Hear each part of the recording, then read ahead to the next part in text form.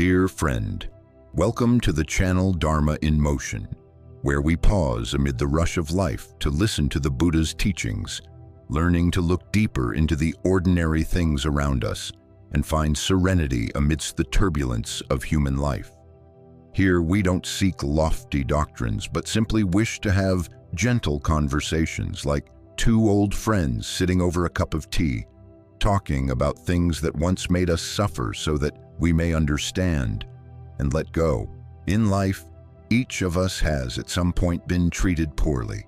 It could be a word that hurt us, a look that made us feel belittled, or an action that broke our trust. Sometimes the one who hurts us is a family member, a friend, or the person we love most. We feel insulted, betrayed, and deep down, unappreciated. But dear one, in the Buddha's teachings, nothing happens by chance.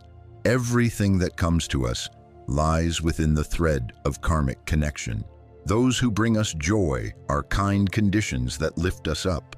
Those who bring us pain may be offering us a precious lesson in patience, letting go, and awakening. Sometimes they are even helping us carry a part of the old karma we must repay. Karma is not punishment. It is the natural flow of cause and effect, where every word, action, and thought we plant becomes a seed that will sooner or later bear fruit.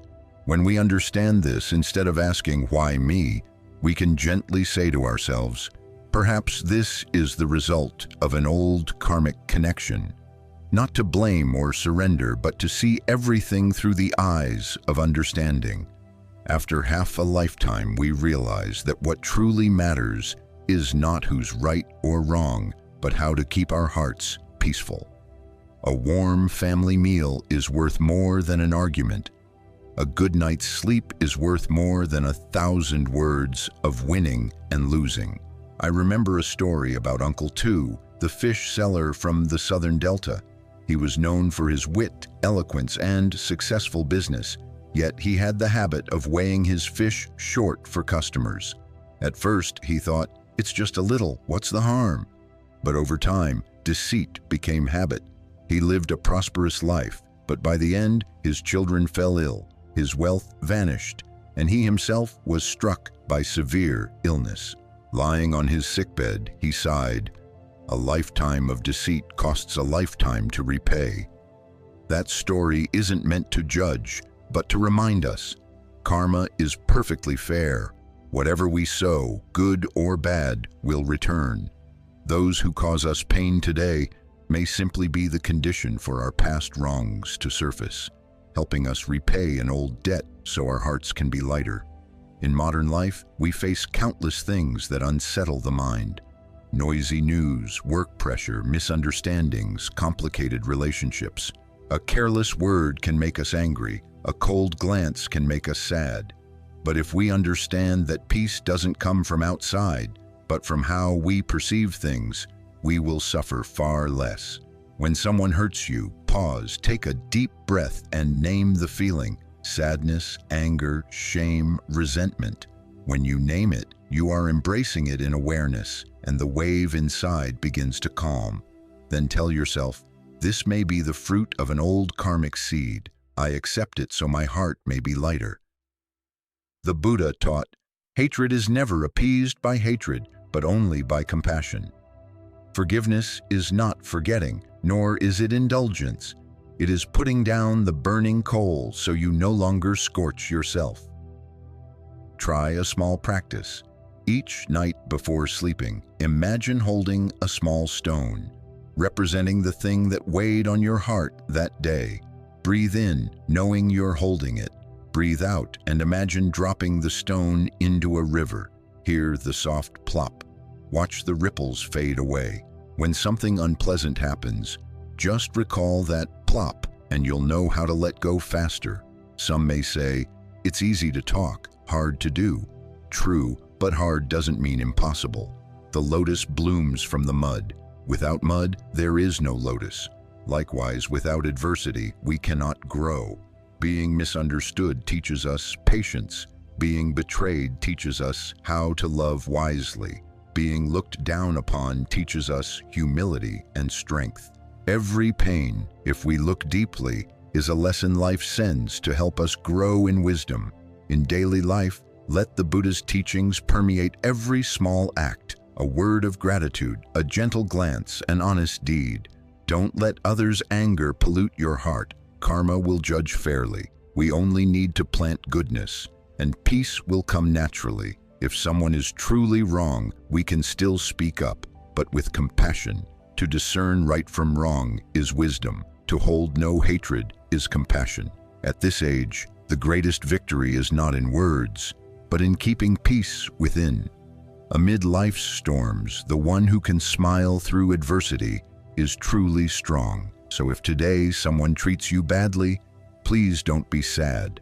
They are planting seeds for themselves, while you, if you can thank the adversity, are planting blessings for your own soul. Perhaps invisibly, they are helping you bear part of your old karma, so your path ahead may be lighter. Place your hand over your heart, take a deep breath, and softly say, "I am grateful for adversity. I choose peace." From that seed of peace, your tomorrow will be different. And Dharma in motion will still be here, with you, on the journey back to a tranquil heart amid life's many tempests. In the previous part, we spoke about seeing pain through the eyes of karma, so that instead of resenting, we may understand and let go. Today, let us go deeper into 3 familiar settings of modern life: family, work, and the online world, where hurt often comes unexpectedly, yet also where the heart can be most clearly trained. In the family, it is often those we love most who hurt us the deepest, because we place expectations, trust, and hope for understanding. A careless word from a loved one can wound us more than 100 from a stranger. Some people live gently their whole lives, yet a single sentence from a husband, a wife, or a child can make tears fall endlessly. But think about it, if the other person could understand everything, they would no longer be ordinary like us. They too are governed by their own habits, their own karma. When a loved one speaks harshly, instead of reacting instantly, pause for a moment and look at them with compassion. Perhaps they are suffering, only unable to express it. It is often said that those who hurt others are themselves the most hurt. If we are mindful enough not to take in all those arrows of emotion, we have already preserved peace for both. In a family, words matter more than any justification. A gentle phrase, an apology, or even a soft look can dissolve years of resentment. Sometimes silence itself is compassion. The Buddha once taught, "When someone is angry, do not respond with anger, or the fire will spread." Means, when we can remain calm in the heat of rage, that is when the greatest merit is created. Outsiders may be harsh, but if those within a household can learn patience, gratitude, and listening, that home has already become a small temple, where the heart is purified day by day. At work, we often face injustice. Some people work hard and honestly, yet their efforts are taken by others. Some are scolded unfairly by their boss, misunderstood by colleagues. At such times, the mind easily rebels. I did nothing wrong. Why am I treated like this? But the Buddha taught, when wronged without resentment, that is when merit grows. Patience is not weakness, but the strength of one who understands karma. The more steadfast the mind, the less shaken it is by circumstance. Patience does not mean silent endurance that leads to more suffering. It means keeping a heart free of hatred, acting properly without letting the mind be tainted. If we are slandered, we need not defend ourselves with anger. Truth does not need to shout, for time will reveal all. Do your work well, keep your heart upright, live kindly. That is the strongest defense. Many have said, "I don't believe in karma because I see bad people thriving while good people suffer." But the Buddha taught, karma never errs. It simply hasn't ripened yet. Some seeds sprout quickly, others rest long in the soil before blossoming. Our task is not to resent heaven by comparing, but to keep planting goodness, for the sweet fruit will come in its own time. And in modern life, another realm where many suffer deeply is the online world. There, a single comment, a few words, can shatter someone's heart. We see cruel remarks, comparisons, judgments, sometimes from people we've never met. Some have fallen into depression, even lost faith in life because of a few lines of text. But you know, in that virtual world, karma operates just as truly as in the real one. Every word we type, every emotion we send out carries energy. Those who speak harshly are sowing seeds of suffering for themselves. And we, if we can keep a calm heart and smile in letting go, will not be drawn into the whirlpool of right and wrong. The online world does not require us to react to everything.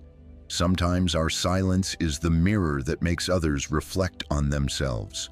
Choose to share kindness, speak wholesome words, and spread peaceful energy.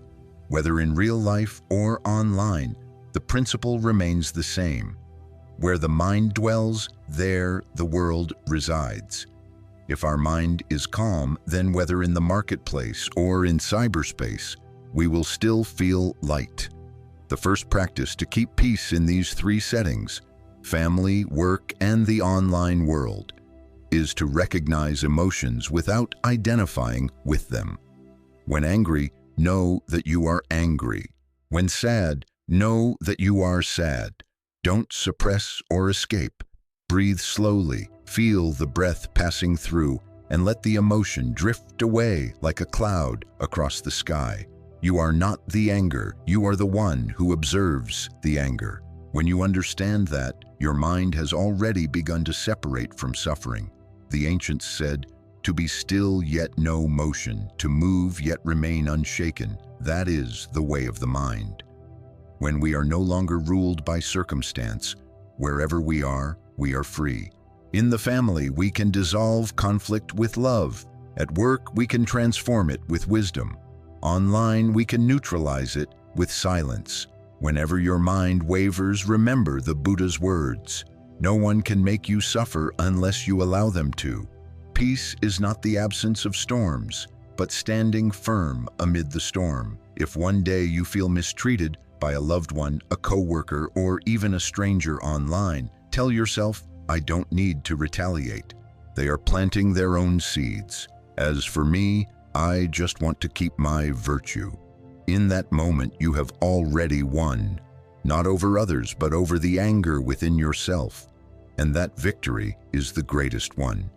When we look deeply with the eyes of compassion, we see that those who treat us badly are also suffering.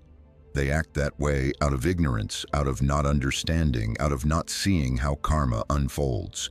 If we respond with hatred, we only make the wheel of karma turn once more. But if we respond with calm, silence, and understanding, we have broken one link in that chain. True peace doesn't come from everyone treating us kindly, but from not letting their behavior dictate our state of mind. When our mind no longer wavers or burns with anger, no matter what others do, we remain serene. That is true freedom, the kind no one can take away. Remember, no one can bear karma for us, but sometimes those who hurt us are actually helping us repay it. So don't hate them. Thank them. Thank adversity, for through it, we learn to see deeply, to let go, and to love in the truest way. Dear friend, whenever you feel your heart sink because of mistreatment, pause, take a deep breath, and whisper, "I hold no resentment. I only wish for peace." When you can keep that heart, no one will ever be able to hurt you again. When we begin to understand karma and learn to see life through compassion, something natural happens. Pain transforms into wisdom, not the wisdom of books, but the kind nurtured through heartbreak, tears, and silent listening to our own hearts. Each time we are hurt but still choose peace, we grow a little wiser about life and about people. Many ask, how do I turn pain into strength? It begins with stopping and facing the pain instead of running from it.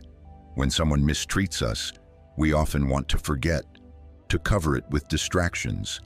but that only suppresses it. Like an unwashed wound, it festers and spreads. The Buddha taught, suffering is the greatest teacher if we know how to learn. When we dare to look deeply into our suffering, not avoiding it, we see its cause, and within the cause lies the path to its end. Recall the times someone hurt you. Back then, emotions flared like fire, burning away all reason. But if in that moment you could stop just for one breath and watch that feeling as a cloud drifting across the sky, you would see emotions come, stay, and go. They are not you. You are the one observing them. When you separate yourself from emotion, you step into wisdom. In the Four Noble Truths, the Buddha taught that the root of suffering is attachment, clinging too tightly to what doesn't belong to us. We want others to understand us, love us, respect us, and when they don't, we suffer. But if we loosen those expectations, our hearts grow lighter. It's not that we no longer need love, it's that we no longer place our happiness in others' hands. We still love and care, but without demand. Then love becomes pure, like a still lake reflecting the open sky. Someone who has been deeply hurt has two choices: to become bitter or to become wise. From the same pain, a mindful person uses it as a mirror to understand themselves. They ask, why am I suffering? Why do their words hurt me so much? Looking deeply, we find that most pain arises when our pride is wounded, when our need for recognition or love goes unmet. When we understand that, we stop blaming others and start caring for the fragile part within us. When the heart understands, pain ceases to be a wound and becomes a teacher. It teaches humility, empathy, and how to listen with a softer heart. Those who have suffered yet practice mindfulness grow profound. They speak less, judge less, and love more. They no longer need to prove anything because they understand that everyone walks their own path, carrying their own karmic burdens. There is a story of a young Zen master who was once insulted in the middle of the marketplace. His disciple, enraged, wanted to intervene, but the master simply smiled and said, "That person is offering me a gift I do not wish to receive. If I don't accept it, it remains theirs." Hearing this, the disciple bowed in silence. That teaching, though simple, is deeply profound. When we do not receive insult, when we do not react with anger, we prevent unwholesome karma from entering our hearts. But when we respond, we accept their burden and create new karma for ourselves. Human life is an interwoven stream of cause and effect. Some people come to bring us joy, others come to test us. Both are benefactors. Only one brings gentle grace, while the other brings deep grace. Those who cause us pain, when seen through the eyes of wisdom, are also those who help us evolve. Thanks to them, we see that we still harbor anger, attachment, and weakness. Thanks to them, we learn how to keep the heart calm amid storms. In moments of hurt, we can contemplate following the Buddha's teaching. This is suffering. This is the cause of suffering. This is the cessation of suffering. And this is the path leading to the cessation of suffering. First, we recognize this is suffering, neither denying nor avoiding it. Then we find the cause. Why do I suffer? Because of harsh words, or because I crave love too much? When we see the cause, we can let go. Then we see that the path to end suffering is the practice of mindfulness, understanding, and compassion. When we view life through that wisdom, we resent less, grow less angry, and no longer see ourselves as victims. Whatever comes, we simply smile. This is a condition. When it comes, I receive it. When it goes, I let it go. Then we live more lightly, no longer pulled by others' emotions or reactions. Someone once said, when you forgive, you're not doing a favor for others but freeing yourself. Indeed, forgiveness does not mean forgetting, but being unbound. When we hold grudges, we are the first to suffer. the first to lose sleep, the first to carry the weight. When we release it, the one who is liberated is us. A true practitioner is not one who has never been angry or hurt, but one who knows how to return to the breath, look straight at suffering, and smile. That is the moment the mind transforms. When we can even feel gratitude toward those who have hurt us, we have walked far on the path of awakening. If someone in your life has ever caused you pain, please don't hate them. See them as the one who helped you learn the greatest lesson. The lesson of patience, endurance, and love without attachment. When you understand this, pain ceases to be a burden and becomes a lamp illuminating your spiritual journey. And one day, when you look back, you will smile and say, "Thank you to the one who caused me suffering, for through them I have come to understand what true freedom is." Once we understand that suffering is a natural part of life and that each wound carries a lesson, we enter a deeper stage, practicing mindfulness to keep the heart steady amid all changes. Mindfulness is not something distant or only for monks. It is the art of living awake in daily life. Anyone can practice mindfulness while cooking, working, or sitting amid the busy traffic. Mindfulness is simply knowing what we are doing, what we are feeling, without being swept away by emotions or thoughts. When someone says something hurtful, our instinct is to react. But if we just pause, take a deep breath, and feel the air passing through the chest, we've already begun mindfulness. In that moment, we recognize the rising anger without letting it control us. Like one standing by a river, simply watching the current instead of jumping in. The Buddha taught that a mindful person is a free person because they are no longer led by emotion. A single word can enrage the ignorant all day, but to the mindful, it is just a sound passing through the ear, dissolving into the air. In practice, we can start with very simple things. When washing dishes, just know that you are washing dishes, not thinking of the past or the future. When speaking, be aware that you are speaking and whether your words are gentle or harsh. When listening, know that you are listening without judgment, without interruption. Each such moment, though small, is a firm step on the path of cultivating the heart. The mindful person realizes that every word and action of others is merely a reflection of their inner state. A happy person cannot make others suffer. Only one in pain can inflict pain. So instead of anger, we can awaken compassion. That person is suffering. That's why they act that way. When compassion arises, the fire of anger in our own heart cools down. And in that moment, we are no longer victims of circumstance, but masters of our own minds. In modern life, speed and comfort often dull our sensitivity. We walk fast, talk fast, think fast, react fast. Yet the faster we go, the easier we lose ourselves. Mindfulness is the art of slowing down. When we slow down, we truly see. We see our own anger, others' fears, and the small, precious things we once overlooked. A cup of warm tea, a gentle breeze, a bird's song outside the window, all can become a meditation if seen with a peaceful heart. Those who live mindfully also understand the law of cause and effect more deeply. Every kind word, every wholesome deed plants a seed of merit. Every burst of anger plants a seed of suffering. Thus, mindfulness not only helps us live peacefully, but also helps us create good karma. Instead of letting others control our emotions, we choose to hold the key to our own mind. Remember, we cannot change others, but we can change how we see them. When someone gets angry, instead of thinking, "They're making me suffer," think, "The fire in them is burning. Let me not let it spread to me."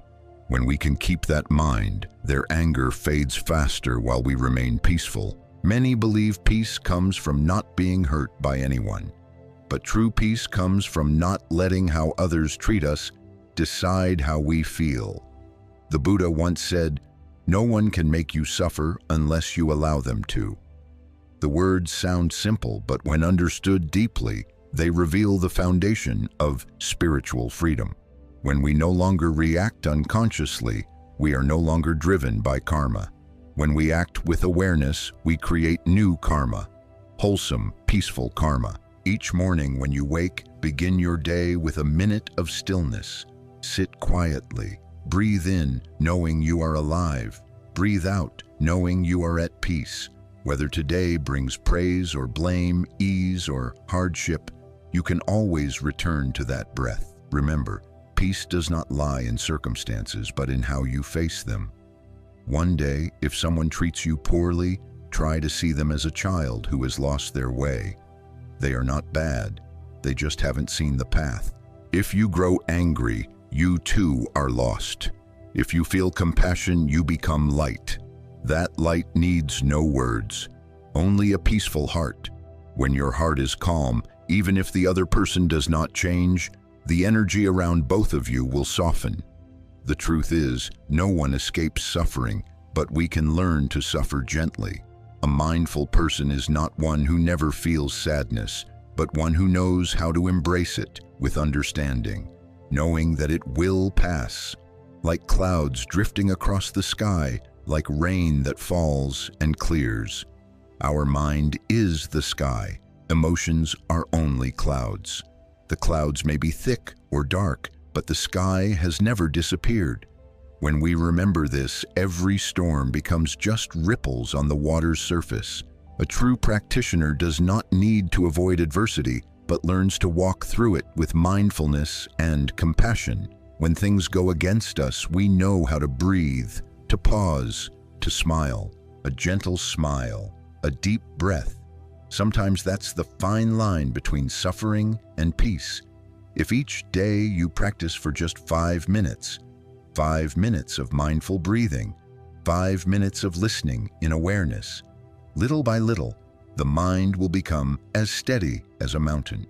When the mind is steady, others no longer have the power to hurt you. When the mind is bright, darkness dissolves. When the mind is still, every storm becomes a lesson. And in that moment, we truly understand the Buddha's teaching. Don't be sad when treated badly, for they are bearing karma on your behalf. For in the instant we hold no resentment, we dissolve our own karma, plant seeds of merit for the future, and nurture wisdom. We no longer need to flee from suffering because we know within suffering lies the seed of peace, within hatred lies the seed of love, and within every challenge lies the path back to serenity. When the mind becomes accustomed to mindfulness, we realize that life was never as unfair as we once thought. Everything that happens, joy or sorrow, is the fruit of seeds we ourselves have planted. And in every present moment, we are sowing new seeds for the future. With this understanding, we live more lightly, not blaming life, not resenting others, quietly planting goodness, knowing every seed will one day bear fruit. When others mistreat us, waves arise in the heart. We feel insulted, belittled, and our instinct urges us to fight back. But if we pause and look deeper, we will see that person is living in suffering. A peaceful person cannot speak words that wound. Only one in pain can cause pain to another. When we realize this, resentment fades and compassion arises. There is a simple story about a woman named Grace, a seamstress in a small workshop. She was gentle and hardworking, yet constantly scolded by her manager, even blamed for mistakes that weren't hers. Many times she went home in tears. One day she overheard someone say that the manager had endured a painful marriage, betrayed by her husband, abandoned with 2 children and heavy debt. Since then, she had lived in bitterness, always on guard, angry at the world. Hearing this, Grace fell silent. She understood the one causing her pain was also in pain. From that day on, whenever she was scolded, she no longer reacted. She simply stayed quiet, breathed deeply, and thought, "She's hurting, that's why she acts this way." Gradually, Grace's heart grew still. Her resentment turned into empathy, and compassion within her blossomed day by day. That story shows that when we understand, suffering dissolves. Understanding is the foundation of compassion. Without understanding, we can only love those who are easy to love and avoid those who are difficult. But when we see the root of suffering within others, we stop clinging to their actions. We love not because they deserve it, but because they need it. That is true compassion. Love that transcends right and wrong. In the Buddha's teachings, all beings are bound by ignorance, greed, hatred, and delusion. Those who do harm are not born evil. They are simply blinded by ignorance. Like travelers lost in the night, they stumble, hurting others and themselves. If we hate them, we only thicken the darkness. But if we give rise to compassion, we become a small lamp, lighting a bit of their path. Think of those who have hurt you. A friend who betrayed you, a cold family member, a co-worker who belittled you. Instead of asking, why did they do that? Ask, what was their heart going through? When we see the suffering behind the action, our hearts grow lighter. For understanding is the shortest path to forgiveness. Forgiveness does not mean forgetting, but no longer being bound. When we hold resentment, we are like someone clutching a burning coal, intending to throw it at another, but only burning ourselves. The Buddha taught, hatred never ends through hatred. Only through compassion does hatred end. If we repay hate with hate, it multiplies. But if we repay hate with kindness, hatred dissolves on its own. Forgiveness is a profound form of letting go. To let go is not weakness, but strength. The strength not to carry more burdens than necessary. When we forgive, we open the door of liberation for ourselves. Many people think they don't deserve forgiveness. But in truth, forgiveness is not for them. It is for us. When we forgive, we give our own hearts a chance to rest in peace. One who lives with understanding and forgiveness has begun to love in the truest sense. Love is no longer possession, but understanding and release. Such love does not bring suffering. It brings clarity. When we understand others, we also understand ourselves more deeply. When we learn to forgive others, we also learn to forgive our own mistakes. In daily life, we can practice this every day. When someone says something unpleasant, take a deep breath, smile, and silently remind yourself, they are suffering too. When you encounter injustice, instead of resentment, think, this is my karma ripening. I accept it to lighten my debt. When you see someone doing wrong, remind yourself, they too are learning, just like me. Each time you do this, your heart grows lighter. A wise person does not avoid suffering, but uses suffering to understand life more deeply. Each time they are hurt, instead of closing off, they open their hearts wider. Each time they are betrayed, instead of becoming bitter, they smile. Not because they feel no pain, but because they know that pain too will pass. Just as the lotus blooms only in the mud. The deeper the mud, the more fragrant the lotus. If we can take suffering as our teacher, then every wound becomes a lesson. Those who hurt us become the ones who help us practice. When we can thank them, pain instantly transforms into wisdom. From that moment, we no longer blame anyone, not life, not fate, but quietly work on ourselves. For when the heart is bright, karma dissolves. When the heart is peaceful, life becomes still. So if today someone still causes you pain, don't rush to resentment. Remember, perhaps in a way unseen, they are helping you bear a part of your old karma. And thanks to them, you have the chance to learn the greatest lesson of all, the lesson of compassion, the one the Buddha most wished to pass on to all beings. When we learn to understand and forgive, a new door opens in the heart, the door to true freedom. Freedom does not mean doing whatever we want, but no longer being ruled by emotion or circumstance. People often believe happiness comes when the outer world changes, When others treat us better, work becomes smoother, life less troublesome. But the Buddha taught that true happiness does not depend on external conditions. It arises from an inner peace.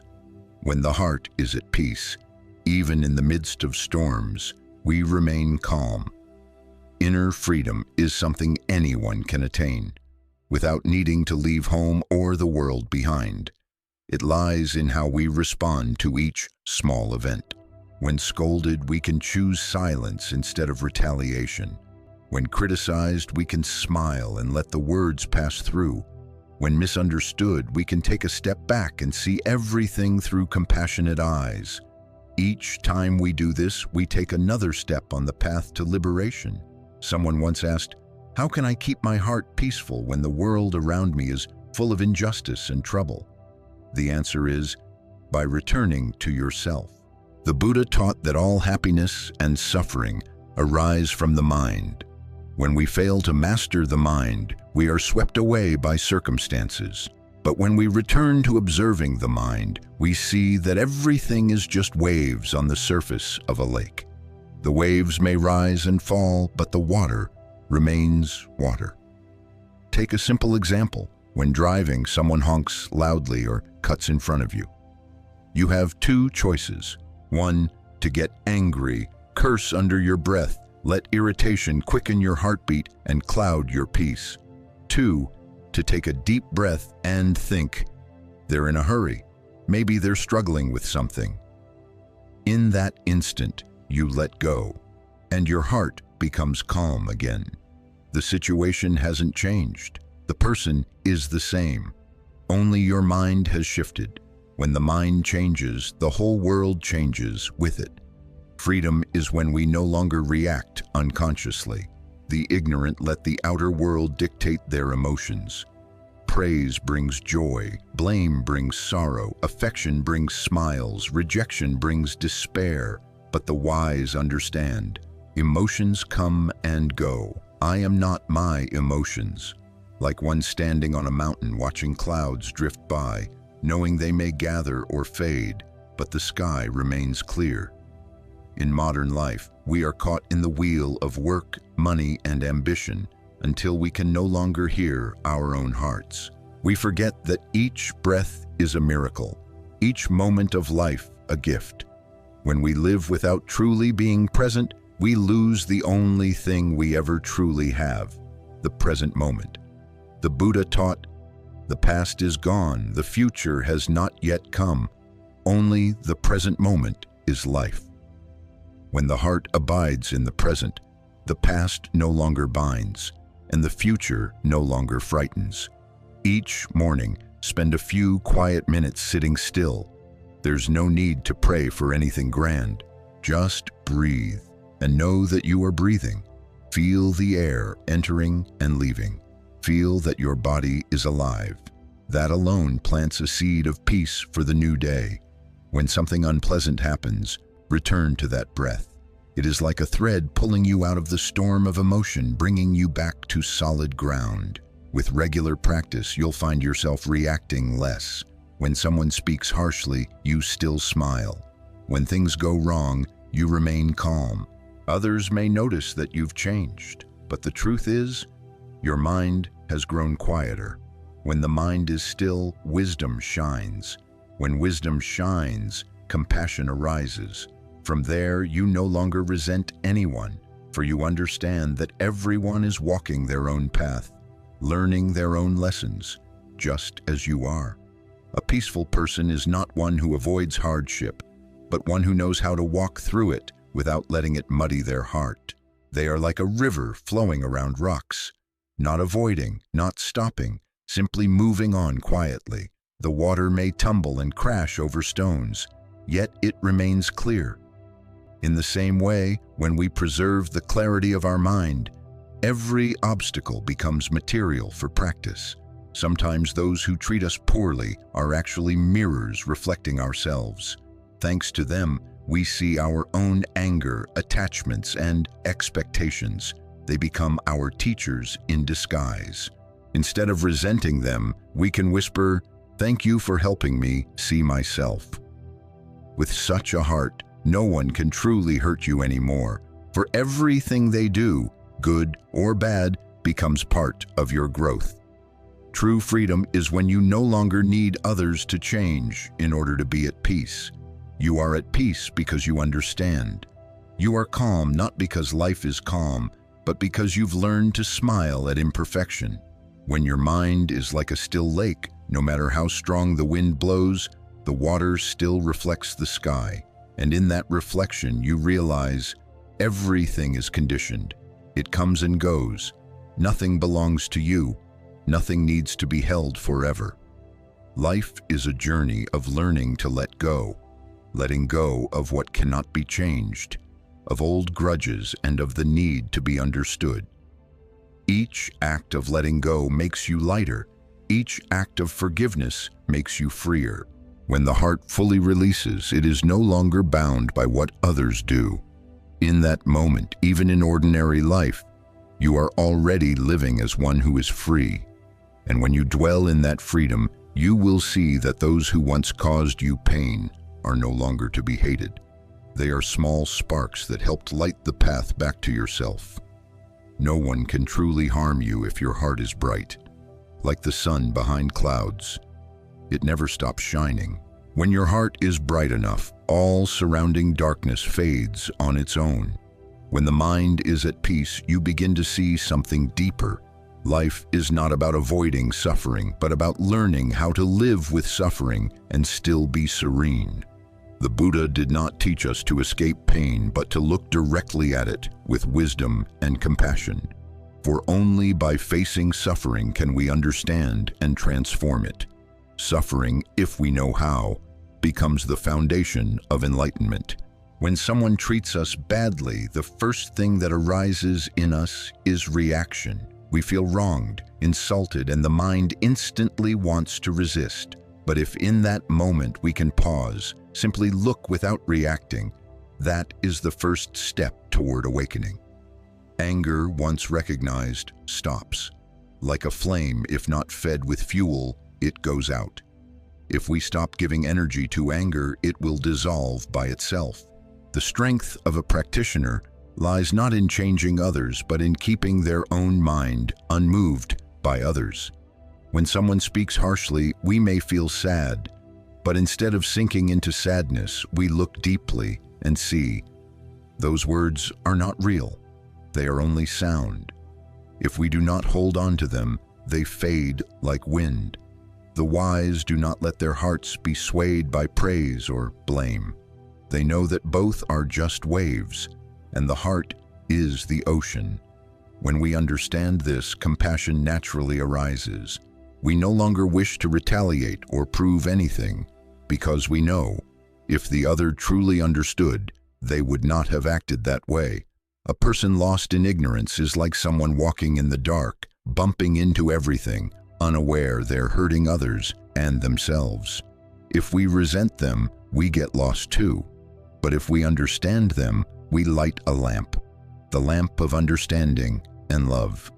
A monk once said, "The one who hurts you is not your enemy, but your teacher in patience." It sounds simple, but the longer we live, the more we see its truth. When praised, we learn little. When criticized, we learn much. When loved, we feel comfort, but when betrayed, we learn resilience. Adversity is the true classroom of life. One who has been mistreated yet turns inward to practice becomes profoundly deep. They understand others' pain and so rarely cause harm. They speak gently, stay silent when needed, and smile when life doesn't go their way. It's not that they never suffer. They've simply learned to live with suffering without being carried away by it. That is the state of inner freedom the Buddha called nirvana in everyday life. The wise do not escape the world, but blend into it like water merging with the sea. They work, love, and care. Yet in everything there is awareness. They may feel sadness, but do not let it linger. They may feel anger, but do not let it harden into hatred. They know every emotion is but a guest in the mind. When guests arrive, we smile in greeting. When they depart, we let them go. Practicing this is not a matter of a day or two, but with patience, you will see real change. At first, you may still react, still get angry, but soon you stop sooner, feel anger less, and let go faster. That is the sign of wisdom growing. Practice does not make us someone else. It helps us return to who we truly are, kind, clear, and full of love. Look around. How many people are suffering simply because they don't know how to let go? They cling to what is past, replay old stories, and burn themselves with the fire of the past. The Buddha taught, just like someone holding a burning coal to throw at another, that person is burned first. When we hold resentment, we are burning ourselves. When we let go, the first to be liberated is us. Sometimes we think we're forgiving others, but in truth, we're forgiving ourselves. Forgiving the hurt within, forgiving the wounded child inside who has carried so much pain. When we truly release, we feel an indescribable lightness, like the breeze sweeping across a field after rain. Everything becomes clear, pure, and renewed. No one in life escapes misunderstanding, judgment, or mistreatment. But if we can see with the eyes of a practitioner, we will realize those people are not causing our suffering. They are simply conditions revealing our own mind. Without them, we might always think we're gentle, kind, and patient. But when they appear, we see we still have anger, attachment, and the desire to prove ourselves. Thus, they are not troublemakers, but teachers who help us grow. When we understand this, we begin to feel gratitude even for adversity. Instead of asking, "Why is this happening to me?" we can ask, "What is this trying to teach me?" That question turns all suffering into lessons. For when we are willing to learn, life teaches through insight. When we resist, life teaches through pain. A true practitioner doesn't wish for a life without storms, but for the wisdom to stand firm amidst them. The waves may be high, but if the boat is steady, we will pass through. The mind may stir, but with mindfulness, it remains at peace. Someone may insult us, but they cannot take away our peace unless we allow it. That is the power of one who practices. Learn to live like the earth. When someone pours dirty water on it, the earth stays silent and the water settles clear. When someone throws trash, the earth receives it and turns it into fertilizer for flowers. When our mind becomes like the earth, nothing can truly harm us. On the contrary, we become calmer, gentler, and freer. Those with hearts like the earth no longer fear mistreatment, for they understand that everyone bears their own karma, their own destiny.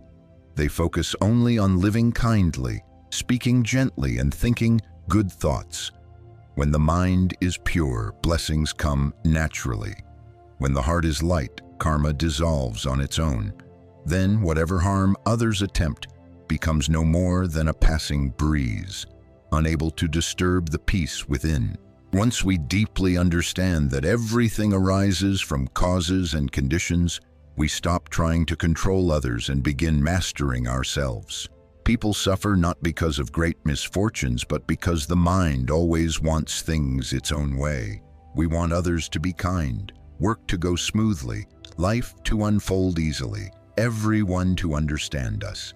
But life doesn't always follow our wishes because everyone lives in their own world, with their own pain, fears, and limits. Only when we release the urge to control do we touch true peace. The Buddha taught that the root of suffering lies in craving, attachment. We cling to praise, so when criticized, we suffer. We cling to those we love, so when they change, we hurt. We cling to status, so when we lose face, we grow angry. The more we cling, the more we suffer. Every bit we release, we grow lighter. When we let go completely, we are entirely free. But letting go does not mean indifference or neglect. It means loving deeply and living wholeheartedly, without being bound by outcomes. We act with sincerity. Whether conditions come or go depends on karma. In daily life, there are moments when injustice feels suffocating. The gentle suffer while the cunning seem to gain. We wonder, has karma stopped working? But the Buddha said, karma never errs. It simply hasn't ripened yet. Seeds need time to sprout. Some grow early, some later. Some wait until the next season. Our task is not to watch when others reap, but to keep sowing goodness, for no act of virtue is ever lost. Even if no one sees, the earth remembers, and the sky bears witness. Look back at your life, and you'll see this truth. Good deeds you thought forgotten are one day repaid in unexpected ways, and those who once did wrong, thinking they had escaped, eventually meet their karma, slow but precise. Seeing this, we stop resenting mistreatment, knowing that everything unfolds within the fair law of cause and effect. Those who plant unwholesome seeds will harvest suffering. Those who plant goodness will harvest peace. The way to live without suffering is to see through the lens of cause and effect. When someone harms you, instead of reacting with anger, silently remind yourself, they are creating their own karma. As for me, I will just keep my mind pure. That single thought can shift the energy completely. They lose merit through anger, while you gain merit through calm. When you understand this, you realize that every hardship is an opportunity to accumulate virtue. The more people challenge you, the deeper your patience grows, and the greater your merit becomes. Those who understand karma no longer fear loss. They know that what seems like loss today becomes gain tomorrow. They understand that wealth, fame, and status are all temporary. Only virtue follows us forever. Virtue doesn't lie in how much we own, but in the quality of our heart. A poor person with a kind heart can still be happy. A rich person filled with anger and greed is never at peace. Karma favors no one. It simply mirrors the state of the heart. Live so that each day you plant at least one seed of goodness. Speak gently, act kindly, help someone, even in small ways. Don't think small deeds don't matter, for great virtue is built from ordinary acts.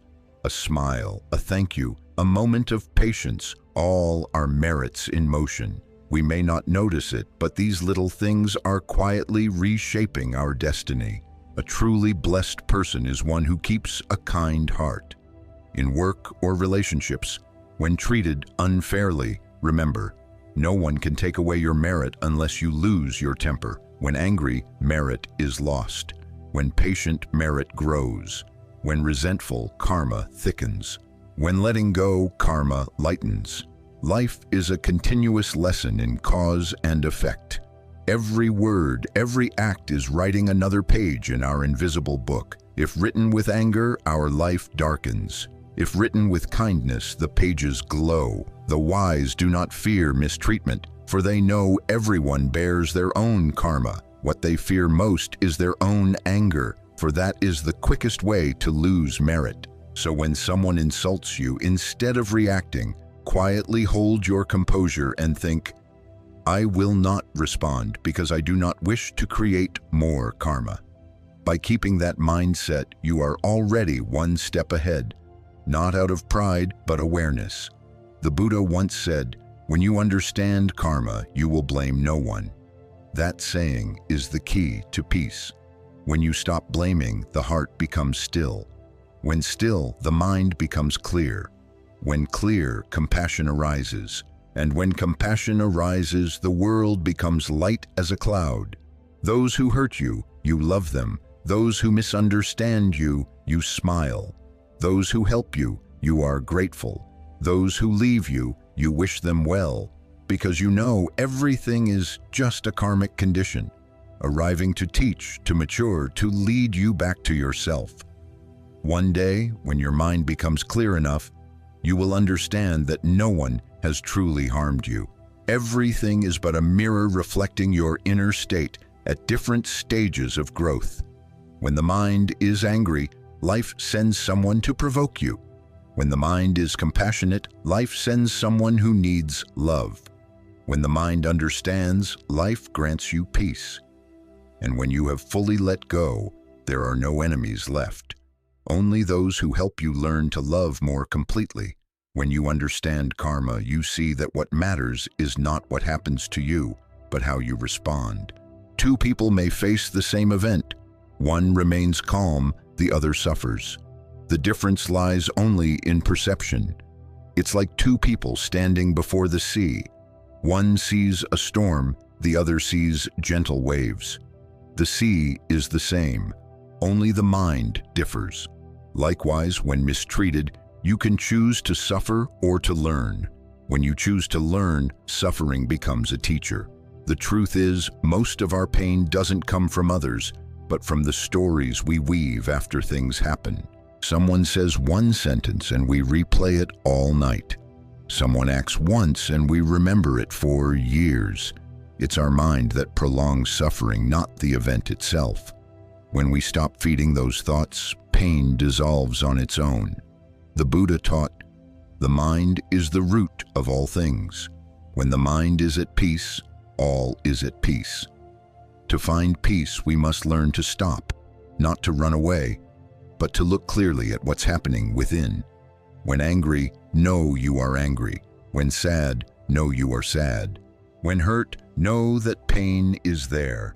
Just observe, without judgment, without suppression, and the emotion will naturally calm. Like letting mud settle in water. When undisturbed, the water becomes clear. Each day, take time to observe your mind. In the morning, before work, sit quietly for a few minutes and follow your breath. At night, before sleep, reflect. When did I get angry today? Did I hurt anyone? That is mindfulness in practice. One who observes their mind is cleansing the dust within. As the dust lessens, the mind brightens. When the mind brightens, wisdom shines. With wisdom, nothing others do can make you suffer anymore. When someone hurts you, there's a simple way to transform it. Put yourself in their place. Ask, if I were them, could I act differently? Perhaps they are under pressure, burdened by fears you cannot see. When you look with the light of understanding, you see that everyone has their own pain. Some suffer from poverty, some from wealth, some from loneliness, some from too much attachment. Seeing this, resentment fades. In a Dharma talk, a Zen master once said, if someone hurts you, see them as a mirror reflecting your own mind. It's true. The other person is just a condition awakening the seeds of anger, pride, and attachment within us. If those seeds were not there, their words couldn't touch us. They only touch what already exists inside. So instead of blaming them, we can smile and say, thank you for helping me see what is not yet clear in me. That insight is wisdom. When wisdom arises, suffering ends. A truly wise person no longer tries to change others. They know that only the self can change. When we change, the world changes naturally. The person who spoke harshly is still the same. But when our mind is different, their words are no longer daggers, just passing wind. When we do not react, negative energy stops there, like a ball hitting a soft wall. If the wall is yielding, the ball falls. If it is hard, it bounces back. A soft heart dissolves karma. Someone once asked, how can I keep my mind calm among people full of afflictions? The Zen master replied, be like a person carrying a candle in the wind. If you are careless, the wind will blow it out. But if you walk slowly, shield it, and stay steady, the flame will keep burning. The peaceful mind is the same. If we lose mindfulness, the winds of life will extinguish our inner light. But if we know how to guard it, to reflect, to return to the breath, that light will never fade. In daily life, whenever someone hurts you, practice observing your mind's first reaction. If anger arises, know it's anger. If you want to fight back, know that you want to fight back. In knowing, you are already different. That knowing is like lighting a lamp in the dark. Once light appears, even faintly, darkness cannot dominate. Gradually, that light will grow and suffering will have nowhere to cling. A practitioner once said, "At first, I practiced to avoid suffering. Later, I practiced to understand suffering. And finally, I practiced to be grateful for suffering."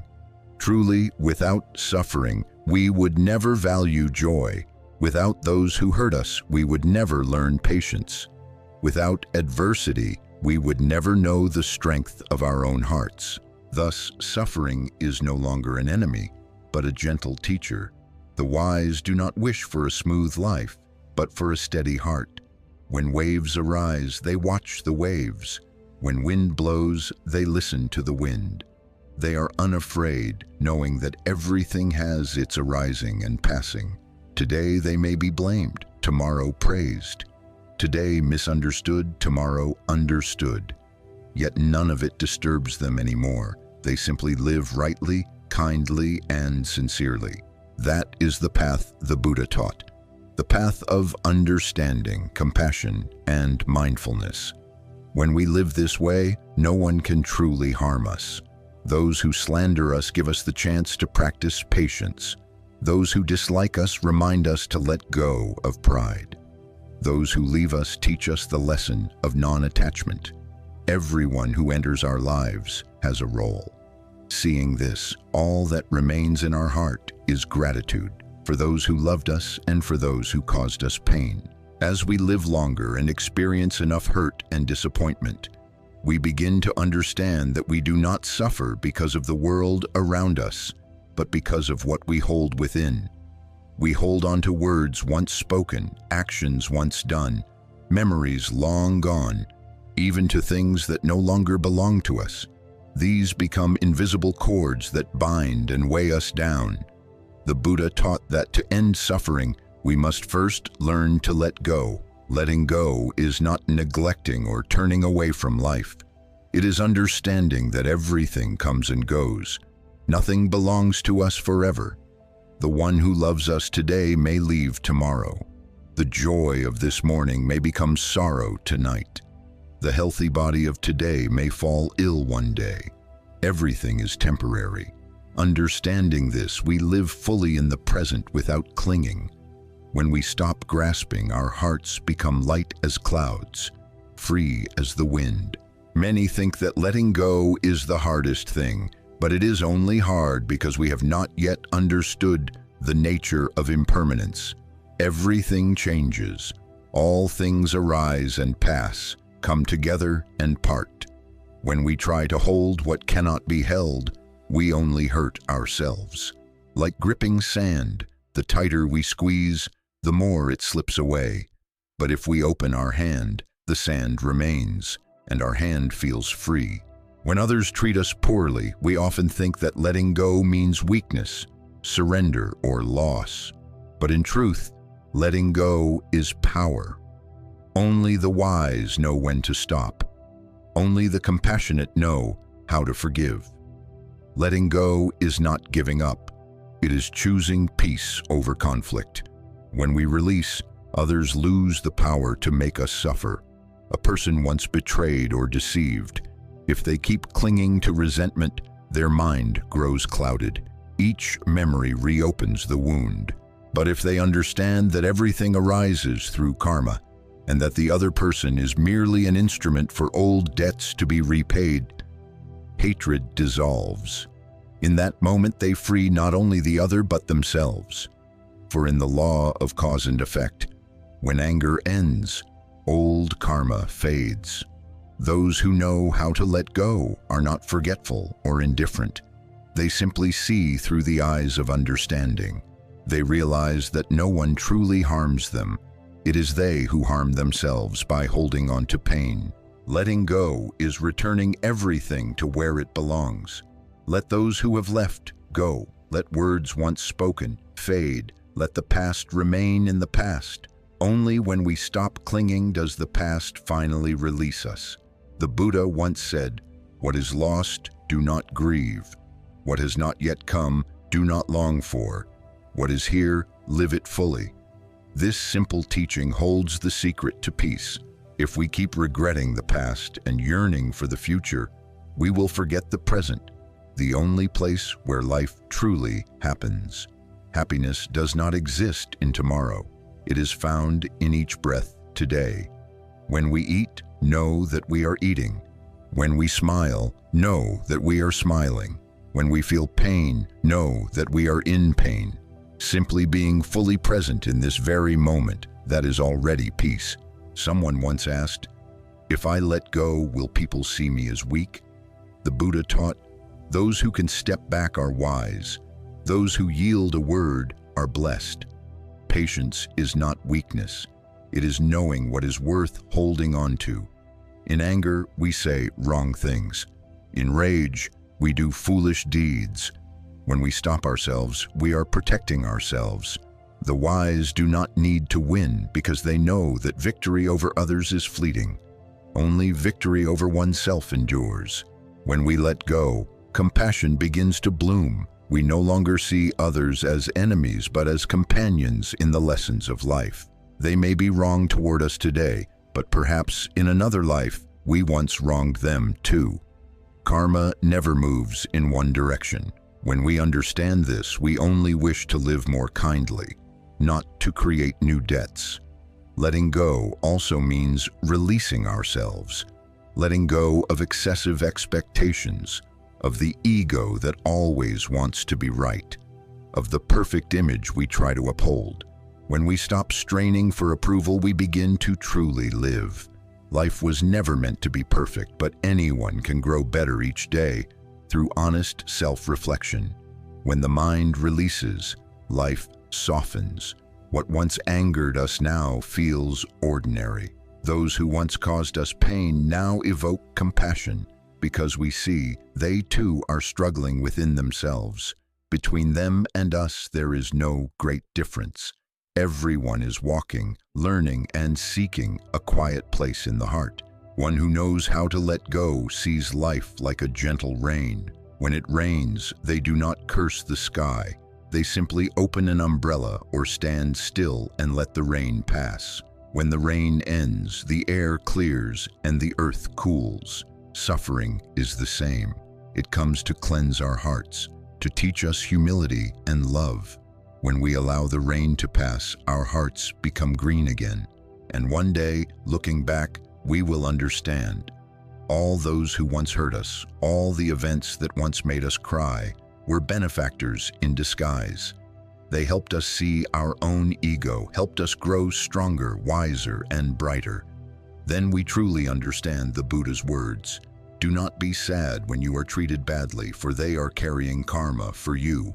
They did not come to harm us, but to help us repay what needed to be repaid, to lighten our hearts and teach us the lesson of compassion.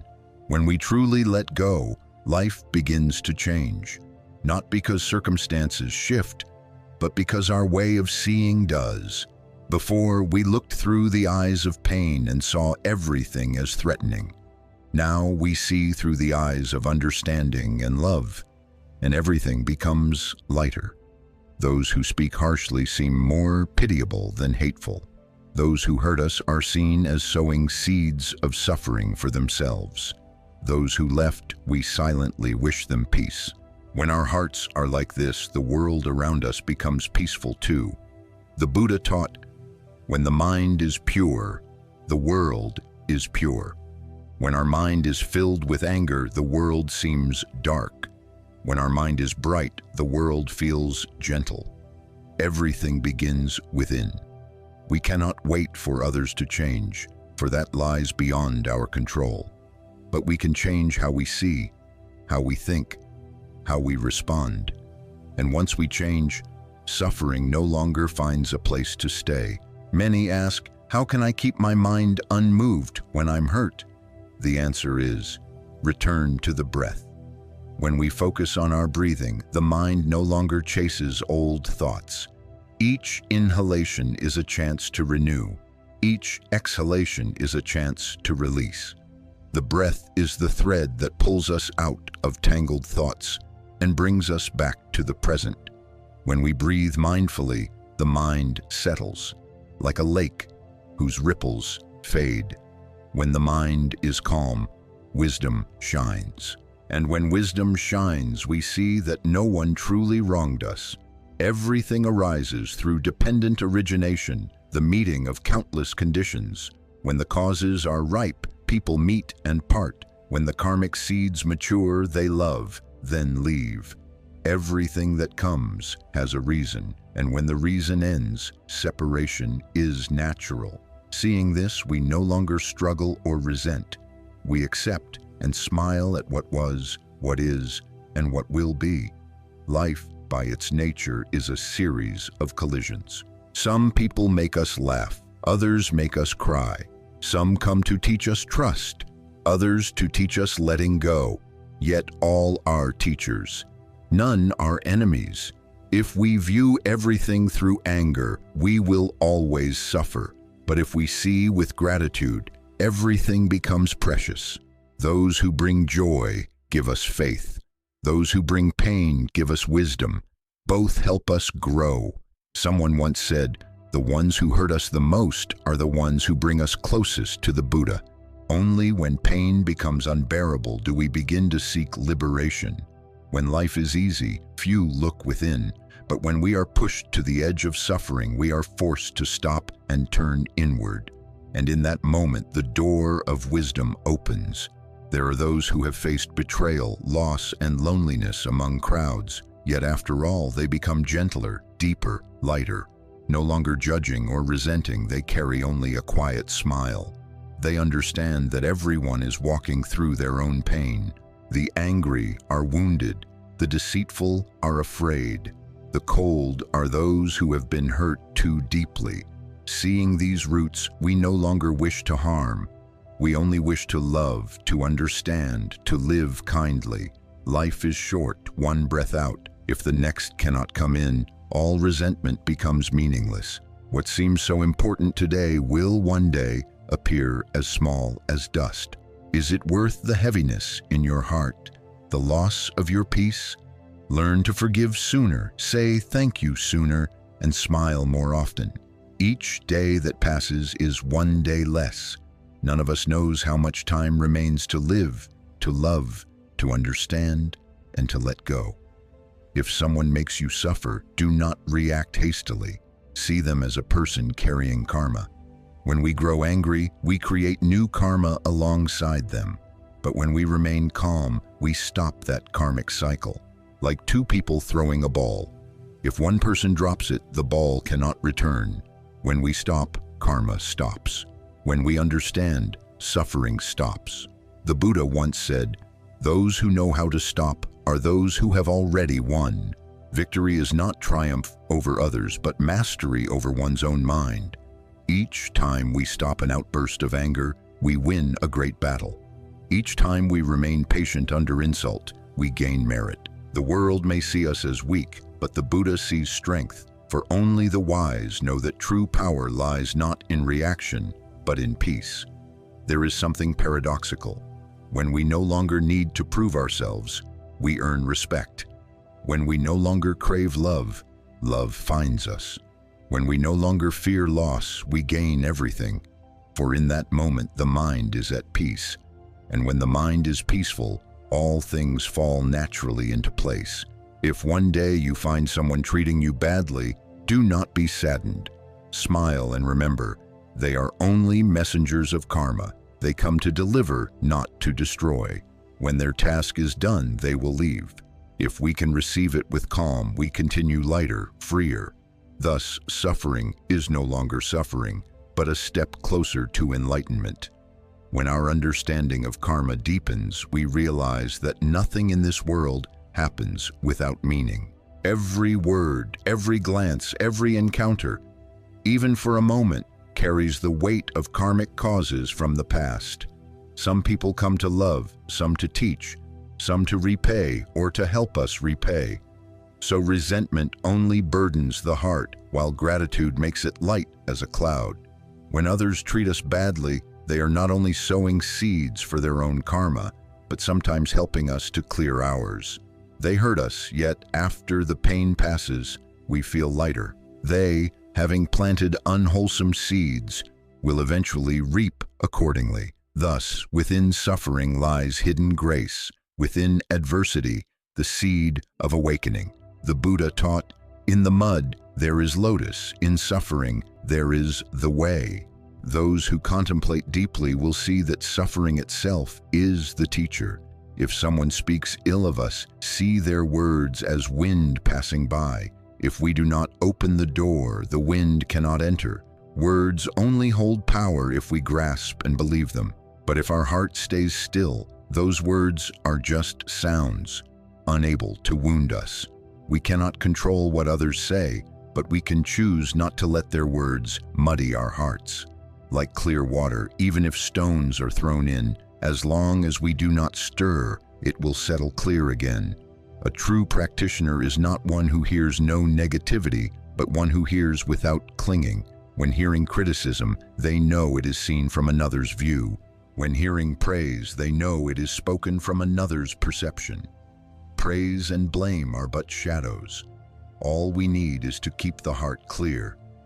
If our peace depends on the winds of approval or rejection, we will never be still. But when our mind is as firm as a mountain, every gust is only passing air. In life, we often care too much about how others see us. We fear being misunderstood, losing face, or being looked down upon. Yet think, how many truly understand us? People live with their own judgments, seeing through the lens of their conditioning. If we live only to please others, we will end up losing ourselves. Instead of trying to be liked, live in accordance with Dharma, with truth, with integrity. Those who understand us, we cherish. Those who don't, that's fine. For in the law of karma, those who sow good will reap good. Those who sow harm will meet harm, not by our will, but by the natural law of the universe. The Buddha said, "Live like the lotus, though it grows in the mud. It remains pure and fragrant," meaning we can live in the world, meet all kinds of people, and yet keep our hearts untainted. Others may speak or act wrongly, but we need not be like them. If we respond with anger, we pull ourselves down. If we respond with kindness, we rise above. Choosing goodness amid difficulty gives rise to blessings. Someone once asked, "If I keep enduring, won't people take advantage of me?" The Buddha taught that patience is not submission, it is wisdom. Patience is not allowing others to be wrong, but ensuring we do not become wrong with them. Patience means knowing when to speak, when to stay silent, and when to walk away. The wise do not use words to fight, but the mind to transform. To argue with the ignorant only multiplies suffering, but silence born of clarity is true strength. Patience does not mean swallowing anger, but understanding that all things ripen in their own time. Some truths need no explanation. Time will reveal them. Some people need no defense. Karma will answer for them. We need not waste our precious energy on what doesn't matter. Save it for cultivation, for good deeds, for loving those who truly need us. During a Dharma talk, someone asked the Zen master, "People in the world speak ill of me. What should I do?" The master smiled and replied, "If what they say is true, thank them for helping you see your faults. If what they say is false, thank them as well, for they give you a chance to practice patience." That answer contains the essence of the Buddha's teaching, for when we can thank even those who hurt us, suffering immediately transforms into the path of practice. When we learn to view everything through the lens of karmic wisdom, we stop asking, "Why is this happening to me?" and begin asking, "What is this here to teach me?" That single shift in question can change an entire life. For when we see suffering as a lesson, we learn instead of lament. And once the lesson is learned, suffering dissolves on its own. Those who live this way remain at peace even amid adversity. When mistreated, they smile. When misunderstood, they do not rush to defend themselves. When slandered, they do not grow angry, for they know what others do is their karma, and how they respond is theirs. Choosing peace is choosing merit. Choosing anger is choosing pain. In the end, Everything is but a lesson of causes and conditions. Everyone who comes to us is a teacher. Everyone who leaves is also a teacher. No one owes anyone. There are only unfinished lessons and lingering grace. When we understand this, blame fades. Resentment ends. Only gratitude remains. Gratitude for those who made us happy, for they gave us faith. Gratitude for those who made us suffer, for they gave us wisdom. And through them, we truly understand the Buddha's words. Do not be sad when treated badly, for they are carrying karma for you. When our mind understands, all resentment melts away, like morning mist in sunlight. What remains is a gentle, peaceful smile, and within that smile, suffering is no longer suffering. It becomes a lotus blooming in the heart of life. There are days when our hearts feel heavy for no clear reason. A small comment can sting, a cold glance can shadow the whole day. We wonder, why are they treating me this way? I did nothing wrong. Such questions, if repeated, only deepen exhaustion. But if we pause and look deeply, we'll see nothing happens without cause, and no one can truly hurt us except our own mind. The Buddha taught that suffering does not come from others, but from our reaction. When insulted, if we keep our mind calm, the words fade like passing wind. But if our heart stirs, those words become knives cutting into it. Thus, the one who hurt us only threw a pebble. We are the ones holding on to it, pressing it into our chest. If we learn to let go, the pebble will fall into the river and sink away. We often think that we'll suffer less only when others change. But truly, once we change our perspective, suffering already lessens by half. The one who gossips about us teaches humility. The one who betrays us teaches letting go. The one who looks down on us teaches patience. Every person we meet is a mirror reflecting ourselves. When we are clear enough to see this, we recognize every hardship as an opportunity for growth. Someone once said, "If you want to know who helps you cultivate fastest, look at who makes you the angriest." Indeed, those who hurt us the most are the very ones who refine our hearts. For in easy times, few can see themselves clearly. Only in adversity does the ego reveal its shape. When insulted, we see our anger. When deceived, we see our attachment. When we lose, we see the beauty of release. Every wound can open a door to wisdom, if we dare to look. The scriptures say, "Hatred cannot end hatred, only compassion can end hatred." That simple line contains the essence of life. If someone causes us pain and we suffer again by resenting them, we carry two burdens instead of one. But if we understand and give rise to compassion, suffering lightens. For those who do wrong are themselves in pain. Those who burn with anger are consumed by their own fire. Those who speak cruelly are simply revealing the unrest within their hearts. They hurt others only because they are hurting deeply inside. If we can look at them with compassion, our hearts soften, not because we condone wrongdoing, but because we choose not to let suffering enter our hearts. When the heart stays still, even life's biggest storms cannot overturn the boat. A true practitioner is not one who escapes suffering, but one who walks through it without losing peace. A man once shared that in his workplace, he was constantly scolded unjustly by his superior. At first, he was furious and carried that resentment home every day. But after listening to a Dharma talk about karma, he began to see things differently. He thought, perhaps this is old karma ripening. This person is merely the condition for me to repay it. So each time he was yelled at, he simply took a deep breath, smiled, and silently said in his heart, "I accept this, so my mind may be lighter." Sometime later, that boss was transferred elsewhere, and his life became peaceful. Looking back, he felt grateful, for that period had taught him the meaning of patience. Patience is not submission. Patience is steadfastness, the ability to remain calm amidst storms. like a pine tree standing in the wind. The wind may bend its branches, but cannot uproot its roots. When we keep our mind like that, no one can make us suffer for long.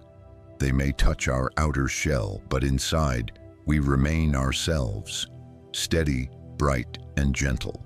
The Buddha once said, "One who commits evil is like someone throwing dust against the wind. The dust does not reach others, but returns to soil themselves. Likewise, those who treat us poorly are only creating karma for themselves. We need not react, for karma will unfold on its own." When we understand this, the heart feels immeasurably light. No need to argue, no need to prove, no need to win or lose. Our only task is to keep the mind pure. Everything else, let karma take care of it. Some matters only grow more tangled with explanation. Some people only bring more pain when we try to prove ourselves. Let time do its work. Truth needs no defense, for it shines by itself. Peace needs no proof, for it is felt within. When we live rightly, the heart naturally rests, and when the heart is at rest, nothing can truly touch us anymore. The wise do not live to be loved, they live to share love. They do not wait to be understood, they seek to understand. They do not expect others to treat them well. They simply choose to act well, even unseen. This is the spirit of the Dharma practitioner. Living this way, no one can make us suffer, for suffering transforms into compassion. And as compassion grows, all hatred diminishes until it fades like morning mist in sunlight. In the end, we come to realize those who treat us poorly are not enemies, but guides illuminating our own path.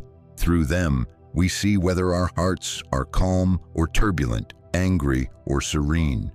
Through them, we learn to love even the unlovable. And when we can do that, we are truly walking closer to the wisdom and peace the Buddha taught. Life is a long journey where everyone we meet brings a lesson. Some teach us love, some teach us letting go, some teach us how to rise after pain. Without those who hurt us, we would never learn patience, compassion, or resilience. So do not rush to hate those who have caused you pain. They are, in truth, the most precious conditions for your growth. When we understand karma deeply, we see that justice has never been absent. Some live peacefully today because they are reaping the fruits of goodness sown long ago. Others suffer now because they are repaying old debts, freeing their hearts in the process. The Buddha taught karma flows like a river. It does not disappear, it only changes with time. Thus, if someone does wrong yet seems prosperous, do not think karma fails. Their fruit simply has not ripened. Once the time comes, none can escape. There is a story about Mr. Kai, a wealthy landowner consumed by greed. He exploited the poor, forced them to sell their land, and caused countless families misery. Everyone resented him, but none dared speak. Years later, he grew old and frail. His children fell astray, his fortune vanished, his wife became a nun, and he died alone. The villagers only sighed. Karma is fair and unfailing. That story is not told to gloat, but to remind us that the universe has its order. Good and evil never mix. When we live kindly, we may suffer temporary losses, but we are planting wholesome seeds in fertile soil. One day they will sprout into peace and blessings. Conversely, those who sow harm may appear happy for now, but it is only the residue of past merit. When it runs out, suffering will come. Seeing this clearly, we no longer resent life's unfairness, but simply strive to live rightly, for karma favors no one. It merely mirrors what we have sown. Thus, when someone hurts us, there is no need for revenge. If we respond to hatred with hatred, we only create new suffering for ourselves. The wise do not repay harm with harm. They dissolve harm with kindness. Only compassion can extinguish hatred. When we forgive, it is not weakness, but strength. The strength to keep our hearts from being burned by anger, Forgiveness is not excusing another's wrong, but laying down the burden within, freeing ourselves. Someone once asked, "How can I forgive someone who has hurt me so deeply?" The Buddha taught that forgiveness does not mean forgetting or pretending it never happened. It means looking back without anger. When we forgive, we no longer wish harm upon them, nor upon ourselves. It is liberation for both sides. Like a person holding a burning coal, intending to throw it at another, they are the first to be burned. Only by dropping the coal can they stop the pain. Forgiveness is just that, releasing the fire in the heart. There was once a woman who was deceived by a close friend and lost all her savings. For years, she lived in bitterness, crying every night. Until one day she heard the teaching, hatred cannot end hatred. Only compassion can end hatred.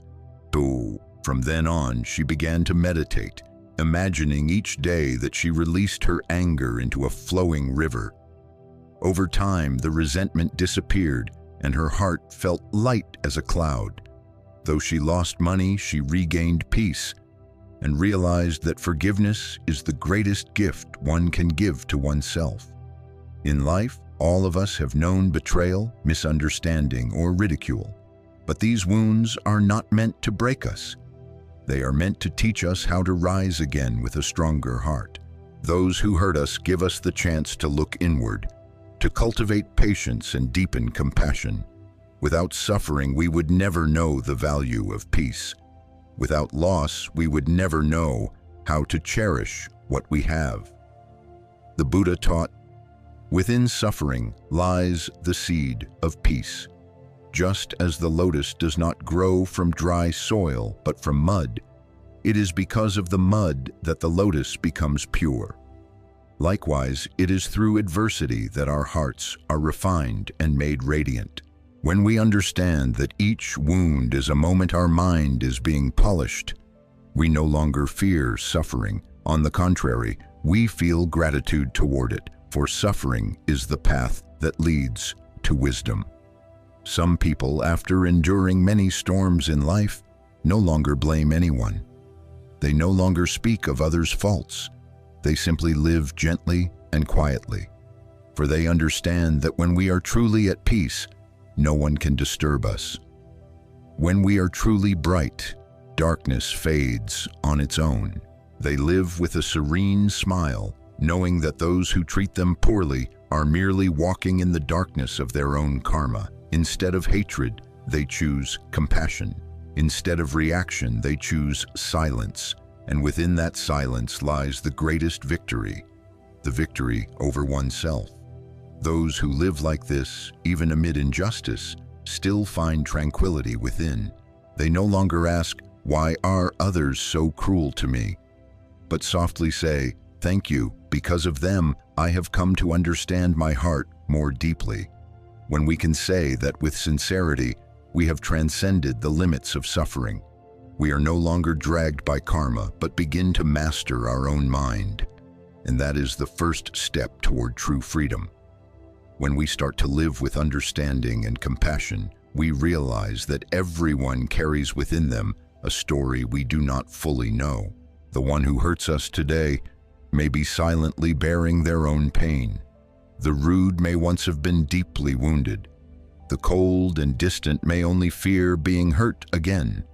Seeing this, anger dissolves, replaced by empathy. The Buddha taught that every human being is on a journey of overcoming themselves. No one is perfect. Some learn through suffering, some through love, and some through both. So when someone wrongs us, do not judge them too quickly. Simply remember, they too are still learning.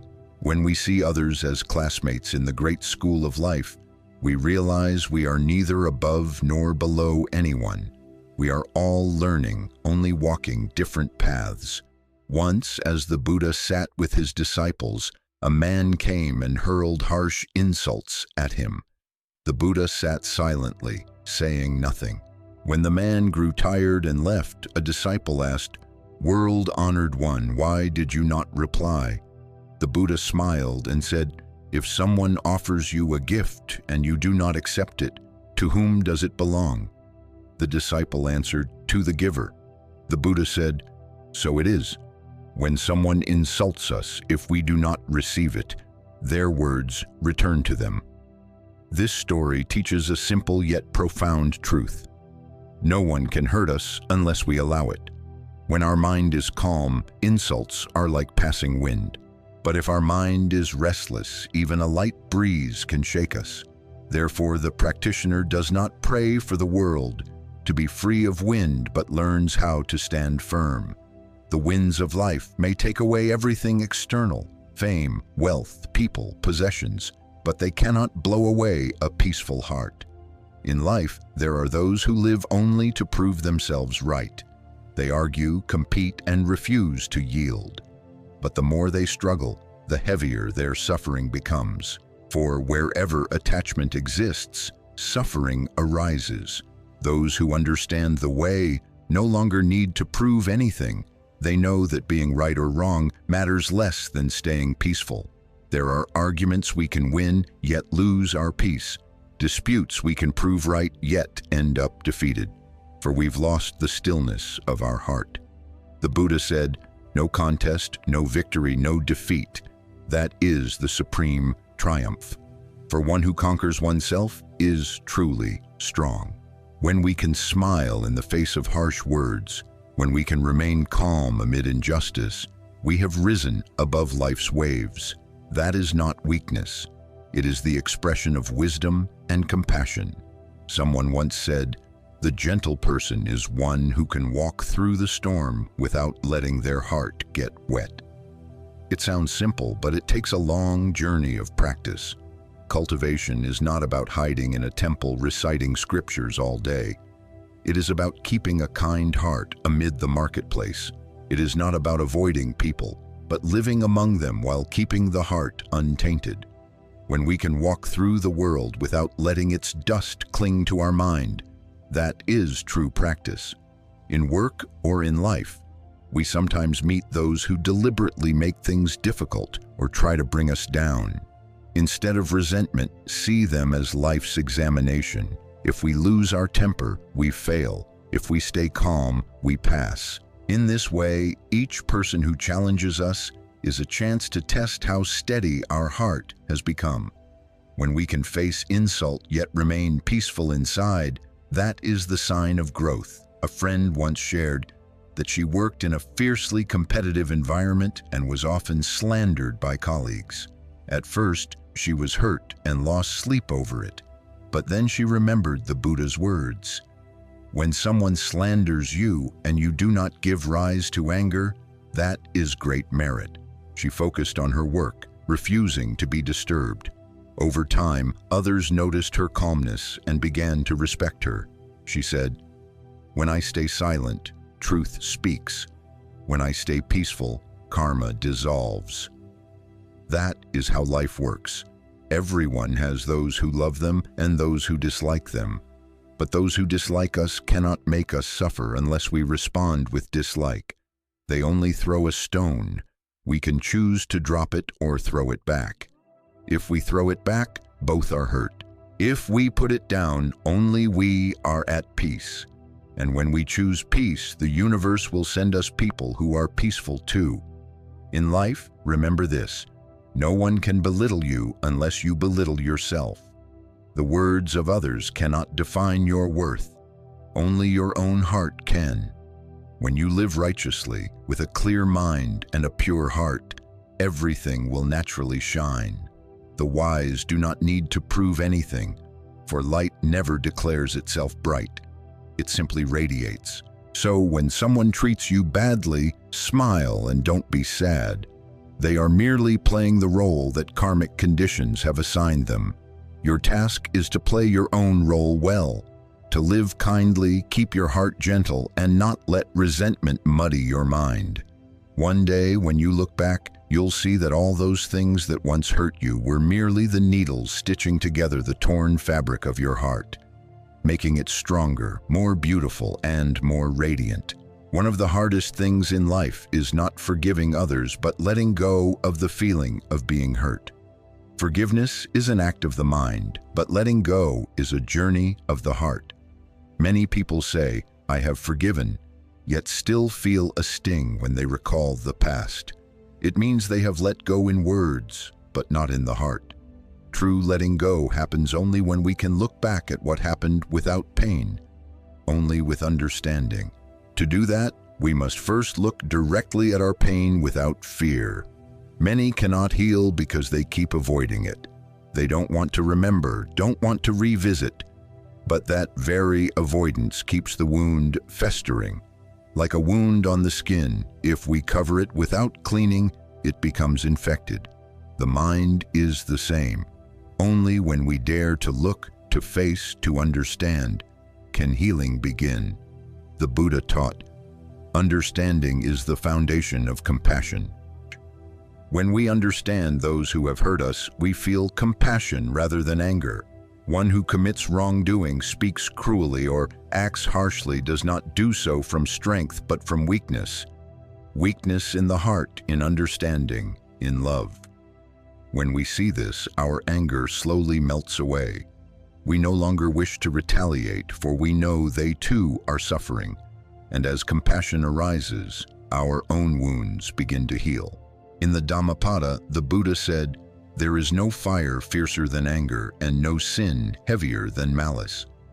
When we are angry, that fire burns us first. But when we understand, the water of compassion within us extinguishes that flame. So whenever you feel yourself about to explode, pause, take a deep breath, and ask, how much pain must this person be in to speak or act this way? That single thought is often enough to cool the fire. Those who live by wisdom do not let their hearts be caught in the whirlpool of resentment. They know that when we hate someone, we carry their image within us all day, like a person carrying a heavy load and refusing to put it down. But when we release it, that person no longer occupies our heart. Only then are we truly free. A Zen master once said, "Letting go does not mean forgetting, but remembering without suffering." Upon hearing this, many realize that it is not the past that causes pain. It is our clinging to it. When we can retell our old stories not with bitterness but with calm, that is the sign our heart has matured. A woman once betrayed shared that for years she could not forget the one who hurt her. She carried hatred like a scar that bled whenever touched. Then one day she heard the Buddha's words, "When understanding deepens, forgiveness arises naturally." She began to reflect, seeing that the one who hurt her was also a person lost in ignorance and suffering. From then on, she no longer hated. She still remembered, but without pain. And in the silence of the morning, she smiled, realizing she had truly let go. Letting go is not something we do once and for all. It is a process repeated every day. Maybe today you think you've let go, but tomorrow, when someone brings it up, your heart stirs again. That's okay. Each time, simply notice, the pain is still here. Then breathe, then smile. Gradually the pain weakens until one day you feel nothing at all. Then you'll understand that letting go doesn't mean forgetting. It means being at peace with what has been. When the heart learns to let go, life becomes light. Those who once hurt us become teachers of our growth. Every loss becomes a lesson in impermanence. And what once made us cry now makes us smile with gratitude. The more we go through, the clearer we see. No one can truly hurt us. They only touch what within us is not yet healed. Once healed, no one can wound us again. The Buddha taught, the mind is like a still lake. When someone throws a stone, it ripples and then becomes calm again. If we can keep our hearts as still as that, nothing in life can disturb us. When someone speaks harshly, we hear but do not react. When someone errs, we see but do not resent. When someone leaves, we love but do not cling. When the heart reaches that state, we finally taste true freedom. Those who truly practice the way do not seek peace elsewhere. They seek it within their own hearts. They do not wait for others to apologize before letting go of anger. They choose to release it themselves. They do not need others to validate their worth because they know true value lies in the peace within. When we no longer depend on anyone or anything to be happy, we have stepped beyond suffering, and then we come to realize none of the people who come and go in our lives are random. They arrive at the exact moment to teach us the lesson we most need. Some come to teach us love, some teach patience, others teach letting go. When the lesson is learned, they leave, making space for new lessons to come. So do not resent, do not hate, do not cling, simply be grateful. Because in the end, everything is karma, and every karmic tie carries its own value. There is a truth that all who have suffered deeply understand. No one can truly hurt us once we understand the impermanent nature of life. We suffer because we cling, because we insist that things must remain the same, that someone must love us, that our work must go smoothly, that others must understand us. But life changes. People change. When we release our expectations, we also release our pain. The Buddha taught, all suffering arises from craving and attachment. We want to keep, to gain, to be right. And this wanting exhausts us. When someone mistreats us, we suffer not only because of what they did, but because we expected something else. If we let go of the expectation that they must be kind, must understand, then even if they change, we remain calm. Only when we stop expecting do we become truly free. Those who understand the Dharma do not live under the illusion that life must be fair. They know true justice lies not in the moment, but in the law of cause and effect. Perhaps today we suffer because old karma is ripening. Perhaps another prospers because their past merit is blooming. When we look with the eye of karma, resentment dissolves, for we see that everything unfolds with perfect precision, down to the smallest grain of dust. A layman once asked the Buddha, "Why do good people suffer while the wicked seem to prosper?" The Buddha replied, "The good are repaying old karma, the wicked are enjoying old merit. When the debt is paid, the good will know peace. When the merit is spent, the wicked will meet suffering." This teaching reveals that nothing lasts forever. Joy and pain are but two sides of one coin, turning over and over. The wise cling to neither. They live rightly, live kindly, and let all things rise and fall as they will. When someone causes us pain, do not assume we are losing. On the deeper level of karma, that person may actually be helping us discharge an old debt.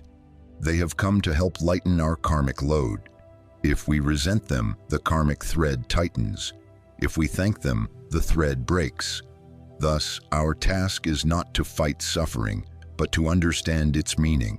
Just as illness is not the enemy, but a signal that the body needs healing, adversity is a message that the heart needs reflection.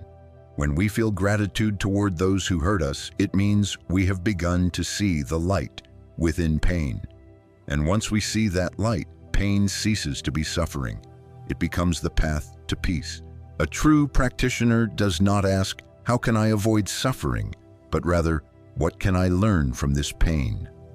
For they know there is no awakening without suffering, just as a seed cannot sprout without breaking open. Suffering is the cracking of the heart, the opening that allows wisdom's light to enter. The deeper the pain, the greater the opportunity for insight. A Zen master once said, "The one who insults me teaches humility. The one who deceives me teaches vigilance. The one who abandons me teaches non-attachment." Upon hearing this, many understood that all who hurt us are in fact Kalyanamitta, spiritual friends who help us evolve. When we see life this way, suffering no longer frightens us, because we know every pain is a lesson. The practitioner does not flee the world. They do not retreat to the mountains to escape people. They choose to live among people to train their hearts. For it is in the world that we truly see ourselves. In a quiet place, anyone can seem gentle, but in the marketplace, amid misunderstandings, praise, and blame, if we can still keep a clear heart, that is true practice. The Buddha did not teach us to escape the world, but to live within it without being swept away by it. Those who mistreat us, those who speak ill of us, those who betray us, all are life's examinations. Each time we pass without anger, hatred, or attachment, we move one step closer to liberation. But if we react, we must repeat the lesson again and again until we truly understand. Life never skips a single lesson. It only waits for us to learn. Someone once said, "If you keep meeting people who hurt you, know that the universe is trying to teach you how to love yourself." It is true. When we love ourselves with understanding, we no longer let others make us suffer for long. We know when to stop, when to let go, when to choose peace over pride. For we understand that those who cause us pain are simply carrying pain themselves. And if we are bright enough, we will not take on their suffering. The wise do not let their hearts be stained by others' negativity. When someone is angry, they see clearly. This person is under the power of anger. They do not merge with that anger. They stand firm like a rock before the waves, letting the waves crash and fade. That is the strength of the awakened heart.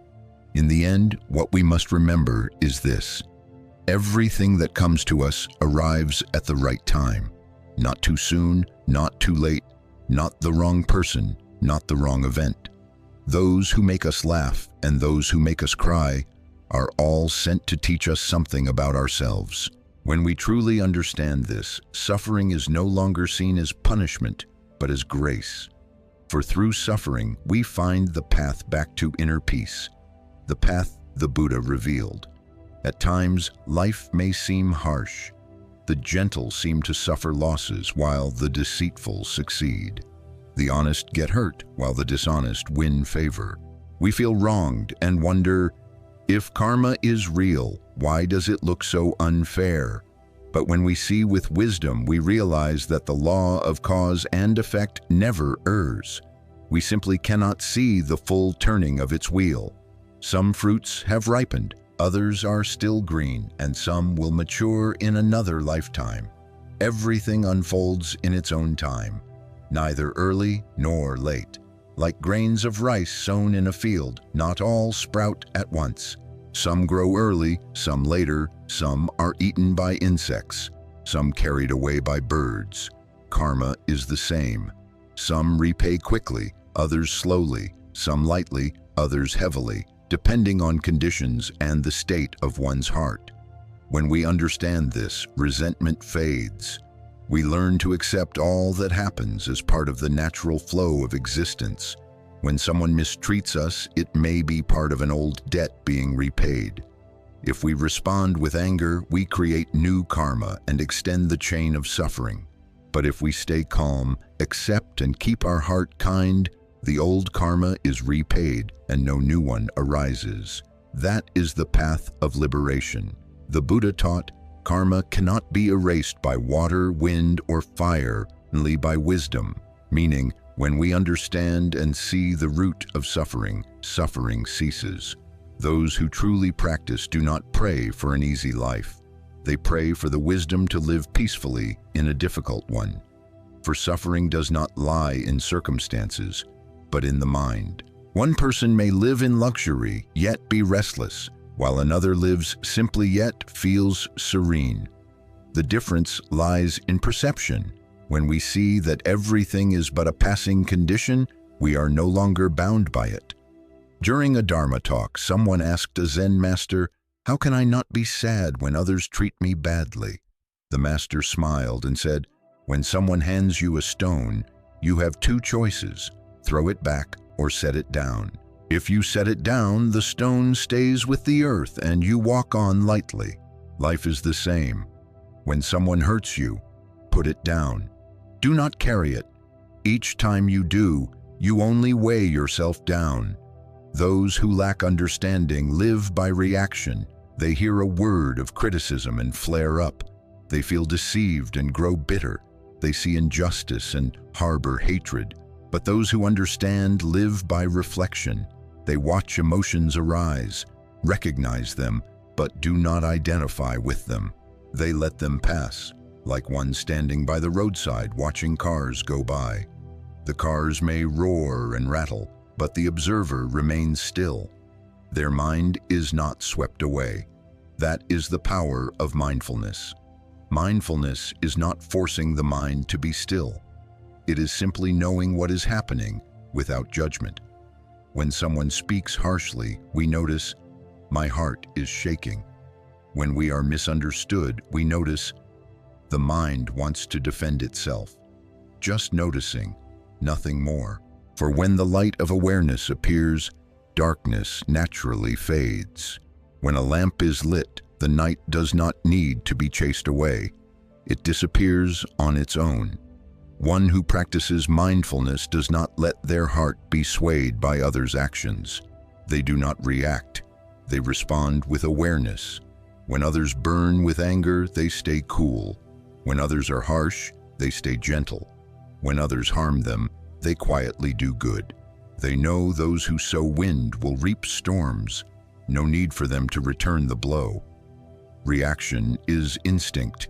Responding with compassion is wisdom. Someone once asked, "If someone insults me and I remain silent, isn't that weakness?" The Buddha said, "Silence in clarity is not weakness, but strength. The weak need to defend their ego. The strong do not need to prove anything." True serenity is the greatest strength. The one who can remain silent amid insult is the one who has conquered themselves. Life is impermanent and people are karmic conditions. Some come to test us, some to support us, some merely to pass through. Everyone plays a role in the script of karma. When we see this clearly, we no longer blame those who caused us pain, for we understand they are simply fulfilling their role. And if we can keep our hearts pure, we have fulfilled ours. Those who once hurt us will eventually leave. The things that once made us weep will pass away. Only our own heart, if untamed, keeps suffering alive. But if we look again with the light of understanding, we will see that suffering is not to be feared, for it is the very path to awakening. The ones who hurt us most are often the ones who help us see our ego most clearly. Thanks to them, we learn patience, we learn letting go, and we learn how to love without attachment. One day, when the heart is calm enough, we will look back at all those who once hurt us and smile with gratitude. We will no longer ask, "Why did they do that to me?" but simply whisper, "Thank you for coming at the right time." They came to teach us lessons we could not have learned otherwise, and through them, we become whole. A person who knows suffering yet does not fear it, who knows love yet does not cling, who knows life yet remains unattached. At that moment, the Buddha's words, "Do not be sad when treated badly, for they are carrying karma for you," will no longer feel like comfort, but like an obvious truth in every breath. For we will know that everything that comes to us, whether good or bad, is part of the process of purification and the maturing of the heart. And if we can keep compassion alive in all circumstances, we are already walking the path the Buddha showed, the path of serenity and liberation. In life, everyone longs to be loved, respected, and treated kindly. But life does not always give us that. Sometimes we are sincere and receive betrayal. Sometimes we give our all and are misunderstood. Sometimes we just want peace, yet storms keep coming. It is in those moments that we finally understand. Life does not exist to fulfill our desires, but to teach us understanding, compassion, and release. The Buddha taught, "There is no path to peace. Peace is the path." This means we cannot wait for life to go our way to feel at ease. We must learn to be at peace even when things do not go our way. When treated badly, see it as an opportunity to train the heart. When misunderstood, see it as a lesson in patience. When betrayed, see it as a chance to look within, to discern what is true and what is not. A wise person does not ask, "Why did they do that?" but rather, "What is my heart meant to learn from this?" For they know that every pain carries a message. If we only look at the surface, we see suffering, but if we look deeper, we see grace. Those who hurt us show us how strong our ego still is, how limited our love still feels, and how narrow our patience still runs. And thanks to them, our true practice begins. Someone once said, "When life throws stones at you, use them to build your path." That saying is simple but profound. Every time we are hurt, instead of resenting it, we can treat it as a step forward. One who endures suffering yet remains kind has inner strength. One who is misunderstood yet does not change their heart has wisdom.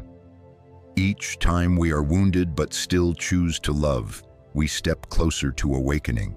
See life as a river. Some stretches are calm, others turbulent. If we only want still water, we will forever be disappointed. But if we learn to steer firmly, no wave can overturn us. Keeping the heart steady amid life's storms is like that. Not running away, but standing strong. Not indifferent, but aware. Once a young monk asked his master, "Master, how long must I practice before others can no longer make me suffer?" The master smiled gently. "No one can make you suffer. Only you can. When you understand that, you will stop waiting." That answer, though simple, holds the essence of the Dharma. For suffering does not lie in what others do, but in how we react. When we truly grasp this, no one can control our peace anymore. When someone mistreats you, try seeing them as someone who is ill. A sick person cannot control their words or actions. If you get angry at them, you become sick too. But if you feel compassion, you heal both. The way we respond reflects our understanding. Those still clinging react with anger. Those with wisdom respond with kindness.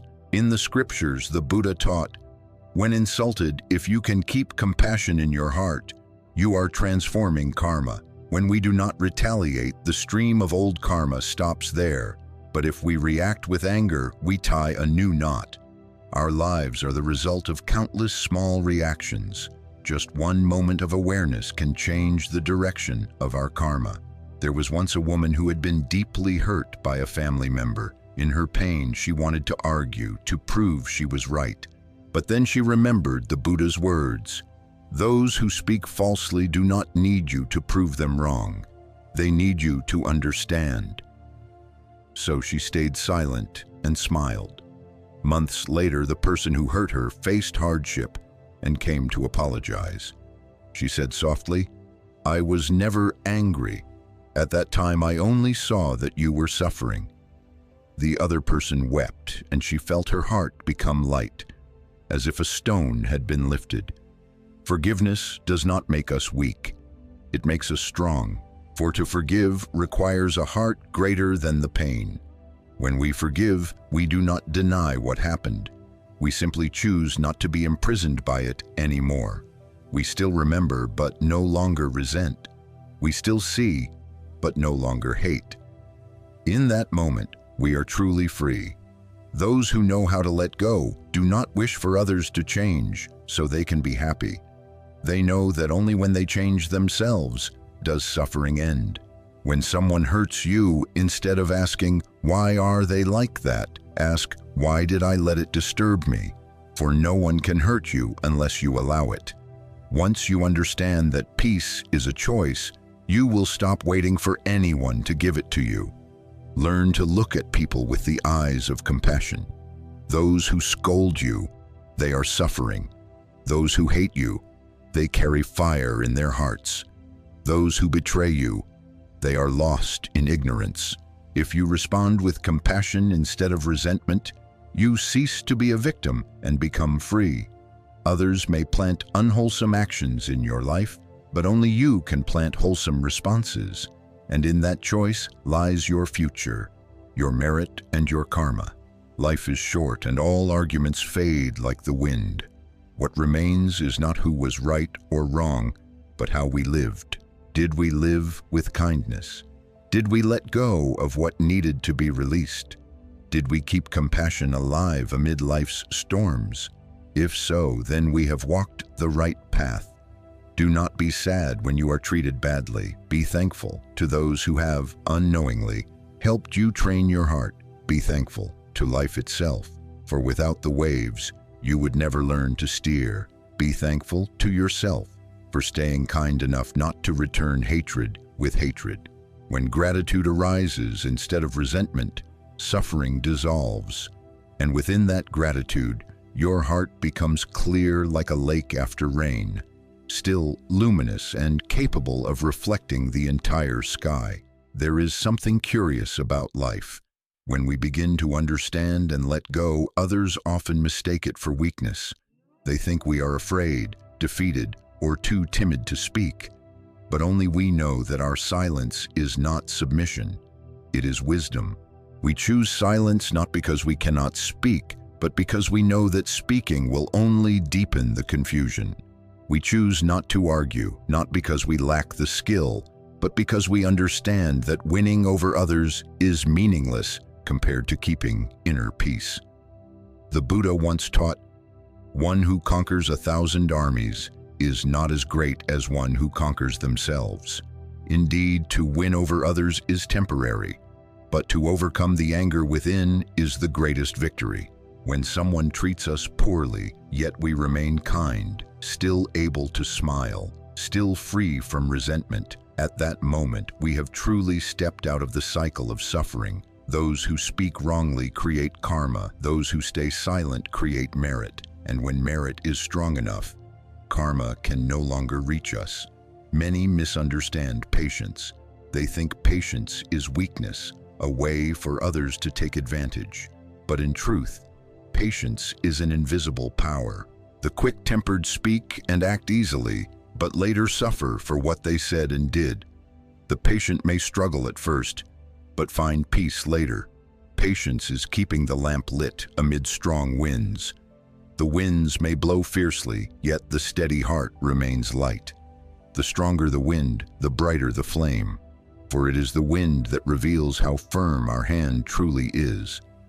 In the Anguttara Nikaya, the Buddha taught, "If others speak ill of you, see them as one blowing dust against the wind. The dust cannot reach you if you do not stand near it. Likewise, harsh words cannot harm you if your heart does not cling." When we understand that words are merely sounds, emotions merely waves, then no matter what others say or do, we can still stand calmly within. True peace is not the absence of storms, but the ability to remain steady in their midst. Once, someone asked a monk, "Master, I live well, yet people still speak ill of me. Why?" The monk smiled and said, "If you live like incense, people may still say, 'Your smoke stings their eyes. You cannot please everyone. Your task is simply to keep spreading your fragrance.'" That teaching reminds us that our worth does not depend on others' praise or blame, but on how we live. If we live rightly and kindly, misunderstanding cannot disturb us. Those who understand need no explanation. Those who don't, no explanation will suffice. The one who understands the Dharma knows that the goal is not to prove themselves right, but to ensure their heart remains pure. When someone speaks unjustly, we can choose silence to protect our peace, for when we grow angry, we hand them power over our mind. But when we remain calm, we reclaim our freedom. Someone can take our possessions, our reputation, but they cannot take our inner peace unless we give it away. In a Buddhist parable, the Buddha asked, "If someone offers you a gift and you do not accept it, to whom does the gift belong?" The disciple answered, "To the giver." So it is with harsh words. If we do not receive them, they return to the one who spoke. When we understand this truth, we no longer fear criticism, nor are swayed by praise. We simply live rightly, Act kindly and let everything unfold as it must. Someone once asked, "How do I know when I am truly at peace?" The Buddha said, "When someone speaks ill of you and you feel no need to defend. When someone hurts you and you feel no need to retaliate. When someone leaves you and you still wish them well, then you are truly at peace." Peace is not the absence of waves, but the absence of fear of waves. In this life, we cannot avoid being criticized, misunderstood, or hurt, but that does not matter. What matters is what we learn from it. Each insult teaches humility. Each betrayal teaches letting go. Each cruelty teaches compassion. And so, each pain becomes a precious gem that polishes the heart until it shines. Someone once said, "The more one is tested, the deeper one becomes." Indeed, adversity is the furnace of the heart. Without fire, gold cannot become pure. Without trials, wisdom cannot ripen. When someone treats you badly, do not despair. That is the fire refining your soul. If you resent it, you burn. If you understand it, you shine. Fire can destroy, but it can also illuminate. The difference lies in your mind. Remember this: those who hurt you are indebted to you, but if you resent them, you become indebted in return. If you love them, the debt is erased. When we understand karma this way, we choose compassion over anger, release over attachment. For those who harm us appear only once in this life, but the consequences of hatred can follow us for many. Therefore, when you are treated badly, see it as an opportunity to learn patience, to learn letting go, to learn peace. Each time you learn, you take one step closer to wisdom and freedom. Let your heart be as vast as the earth. Whoever throws waste upon it, the earth still receives, then turns it into flowers. When your heart is like the earth, nothing can truly wound you, and only then will you deeply understand the Buddha's words. Do not be sad when treated badly, for they are carrying karma on your behalf. People often say, "Those who live kindly will meet good. Those who live wickedly will meet bad."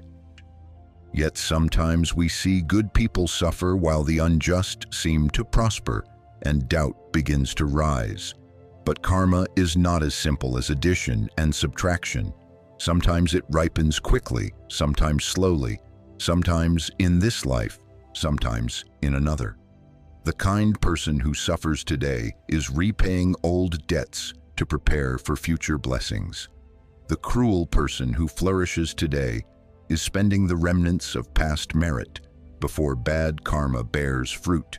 Knowing this, we stop comparing, stop questioning, and focus instead on living rightly.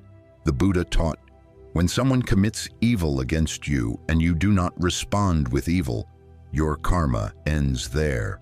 That is the doorway to freedom.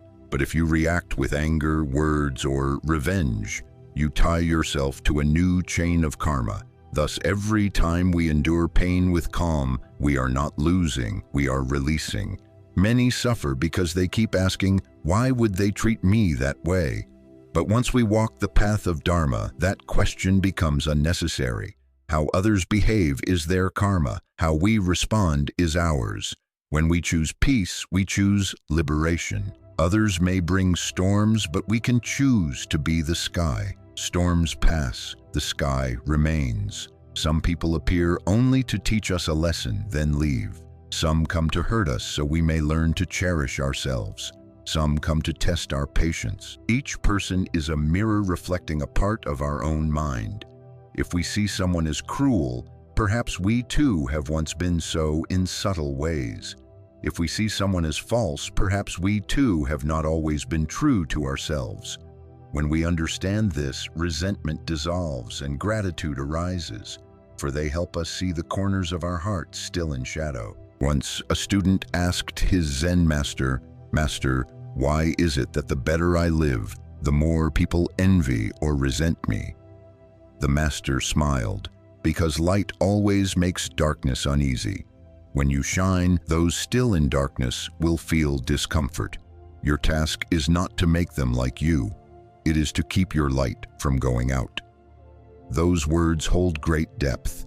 Those who speak ill of us are not necessarily bad. They are simply reacting from misunderstanding. If our heart stays bright, we need not defend it. Light reveals itself. It never needs to announce, "I am light." The wise do not prove their worth through others' eyes, but through their own inner calm. They know that no one can take away their integrity unless they themselves give it up. When spoken of unjustly, they smile. When treated poorly, they bless. When looked down upon, they remain kind, for they know that others' actions cannot lessen their value. They only reveal the other's karma and understanding. The Buddha once said, "If you throw a handful of salt into a cup of water, the water becomes too salty to drink. But if you throw the same salt into a river, the water remains sweet." The cup represents a narrow heart, the river a vast one. When our heart is small, a single insult can wound deeply. But when our heart is wide, 1,000 harsh words pass like the wind. Thus, the wise do not pray for the world to stop insulting them. They learn to widen their hearts. In work and in life, we may meet those who are dishonest, jealous, or try to undermine us. If we resent them, we suffer alongside them.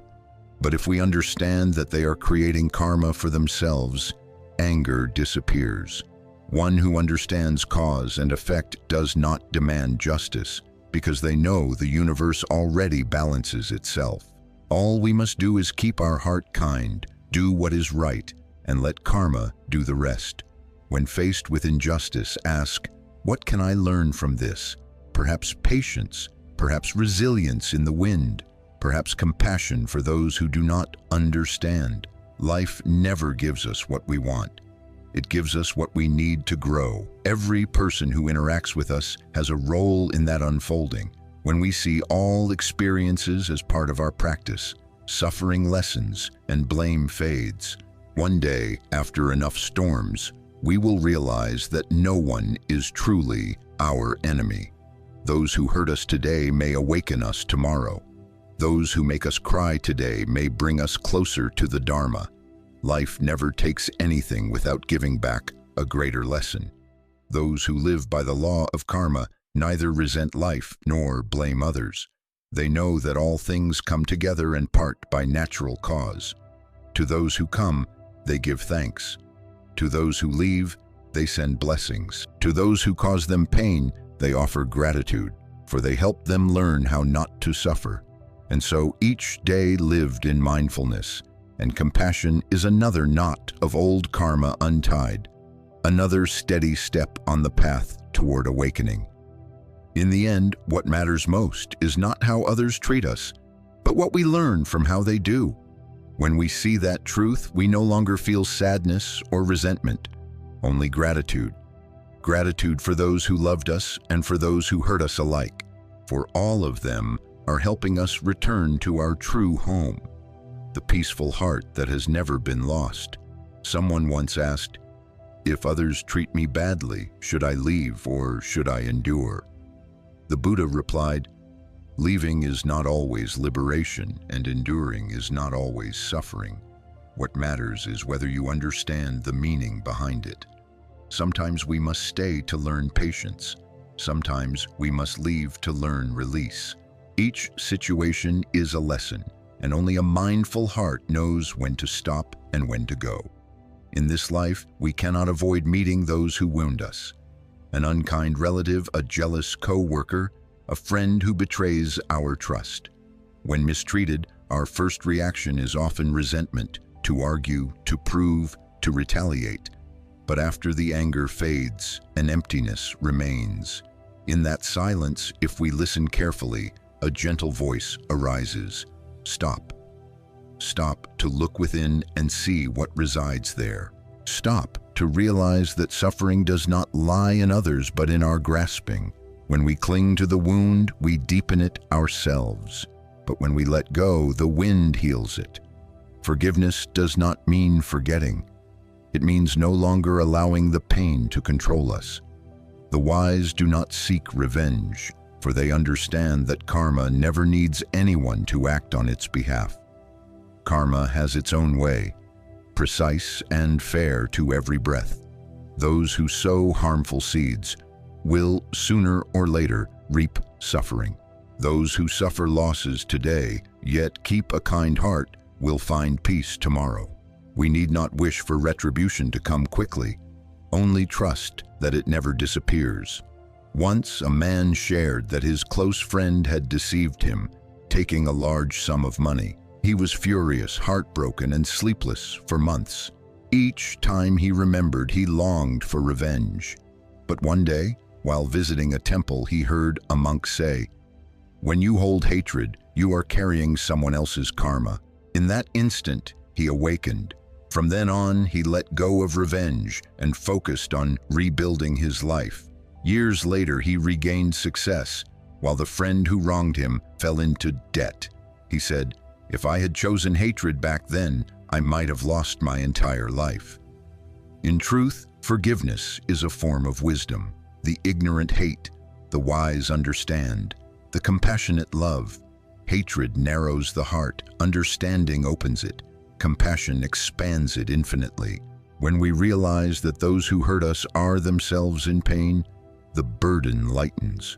They act out of ignorance, like someone walking in darkness. They bump into us not out of malice, but because they cannot see. If we hate them, we too walk into the dark. If we love them, we light a lamp. The Buddha taught, when someone insults you, see them as one offering you a gift.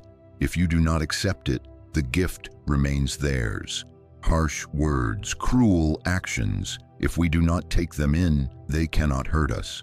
But if we accept them and hold them close, we imprison ourselves in suffering. Therefore, do not take what is not yours. Return it to life with silence and peace. Many believe that letting go means giving up.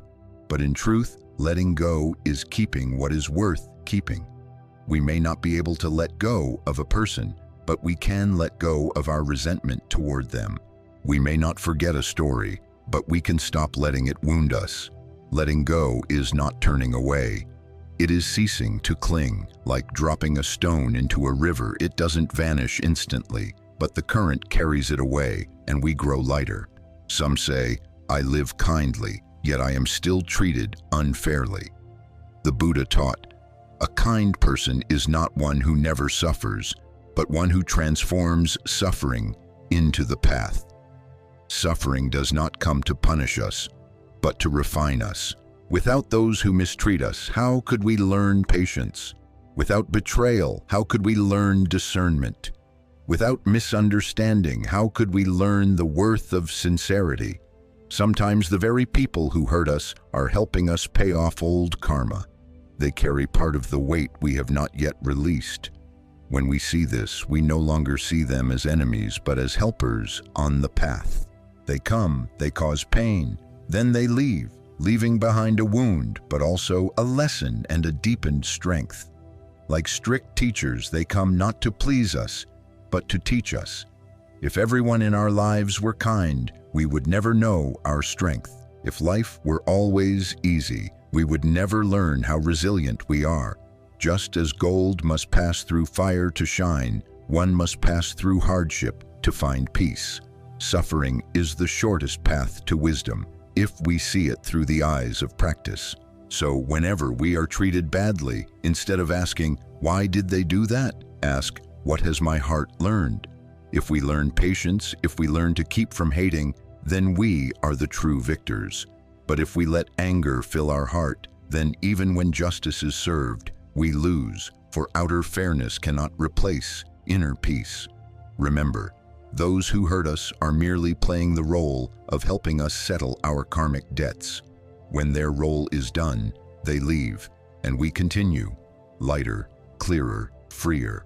Instead of blaming them, put your hands together in gratitude, for perhaps in countless past lives, we have done the same to them, and now they are helping us balance that debt.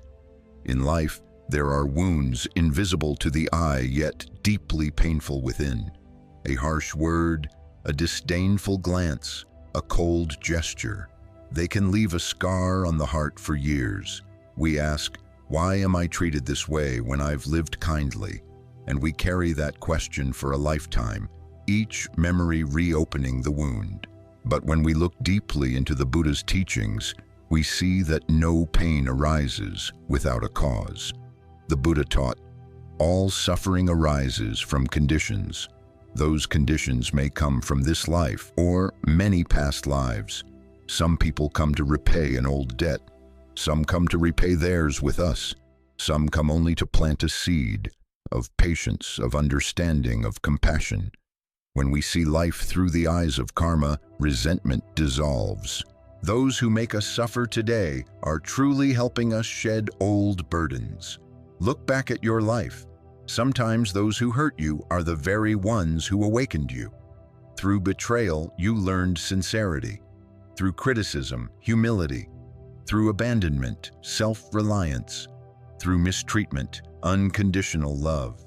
Each wound is a lesson, and each lesson is a step toward awakening. A man once came to a Zen master and lamented, "Master, I am so miserable. I live kindly, yet no one understands me. Everyone treats me unfairly." The master smiled, poured a cup of hot tea, and said, "Here, take it." As soon as the man took the cup, the master deliberately poured more, causing the tea to overflow and burn his hand. Startled, the student dropped the cup. The master asked, "Do you see? When you feel pain, you let go. Suffering is the same. When you truly understand it, you naturally let it go. No one has to tell you. Suffering comes to teach us to let go. When we haven't learned that lesson, suffering remains. It is patient, like a devoted teacher, teaching until understanding arises. And once we have learned, suffering departs quietly, as if it never came. Therefore, do not resent those who bring you pain. They are merely instruments of karma sent to teach you that very lesson. In the Dhammapada, the Buddha taught, hatred is never appeased by hatred, but only by love. This is an eternal law. When we respond to cruelty with kindness, it is not weakness, it is understanding. When we choose silence over revenge, it is not defeat, it is victory over ourselves. And when we can smile at those who hurt us, it is not because we have forgotten, but because we have understood that they, too, are suffering. Imagine someone holding a flame of anger inside. Every harsh word they speak is a spark. If we carry gasoline, we will burn with them. But if we carry water, the flame will go out. Compassion is water, anger is gasoline. When someone mistreats us, we have the power to choose what we carry, fire or water. In modern life, many forget this truth. When insulted, they react immediately. When criticized, they defend. When betrayed, they strike back. But when we react in that way, we only double the pain. If instead we pause, breathe deeply, and smile, we stop new karma from forming. To remain calm in anger, that is practice. To keep compassion amid adversity, that is the way. Those who understand the Dharma know that silence is not weakness, but the wisdom of seeing far. They feel no need to prove anything, for they trust that time and karma will do their work. What is meant to come will come. What must go will go. Our only task is to play our part rightly, to live kindly, speak gently, and think wholesomely. There was once a woman who shared that her daughter-in-law treated her coldly. At first, she was hurt, but instead of resenting, she chose compassion. She thought, perhaps she too is suffering in her own way. Each day she continued to cook, to ask gently, to smile softly. A year later, her daughter-in-law changed. She began to care for her mother-in-law with warmth. The woman said, "I didn't teach her. My heart softened first, and hers followed." That is the power of compassion. When we are gentle, the world softens. When we are hard, the world hardens. Everything outside is merely a mirror of our inner state. If our heart is filled with love, others will feel it even before we speak. And if we keep our inner light shining, darkness dares not stay. So each time someone treats you badly, don't ask, "Why did they do that?" Ask instead, "Is my heart still bright?" For when the light remains, darkness fades on its own. Every time we refrain from anger, we win. Every time we choose not to hate, we dissolve karma. And every time we choose compassion over rage, we step closer to the Buddha's path, the path of peace, wisdom, and liberation. When we look back on life, we realize that most of our pain didn't come from others, but from our own expectations. We expected our loved ones to always understand us, our friends to always be loyal, our colleagues to always be fair, and life to always go smoothly. But life was never meant to fulfill our expectations. The more we expect, the easier it is to be disappointed. When we understand that everything is impermanent, we learn to accept things as they are, without resistance, without resentment, just with awareness and a smile. The Buddha taught, "The one who knows contentment is the richest of all." Contentment is not only about material sufficiency, but emotional sufficiency. Inner contentment means not demanding that others act a certain way for us to be happy. For when we place our happiness in others' hands, we enslave ourselves.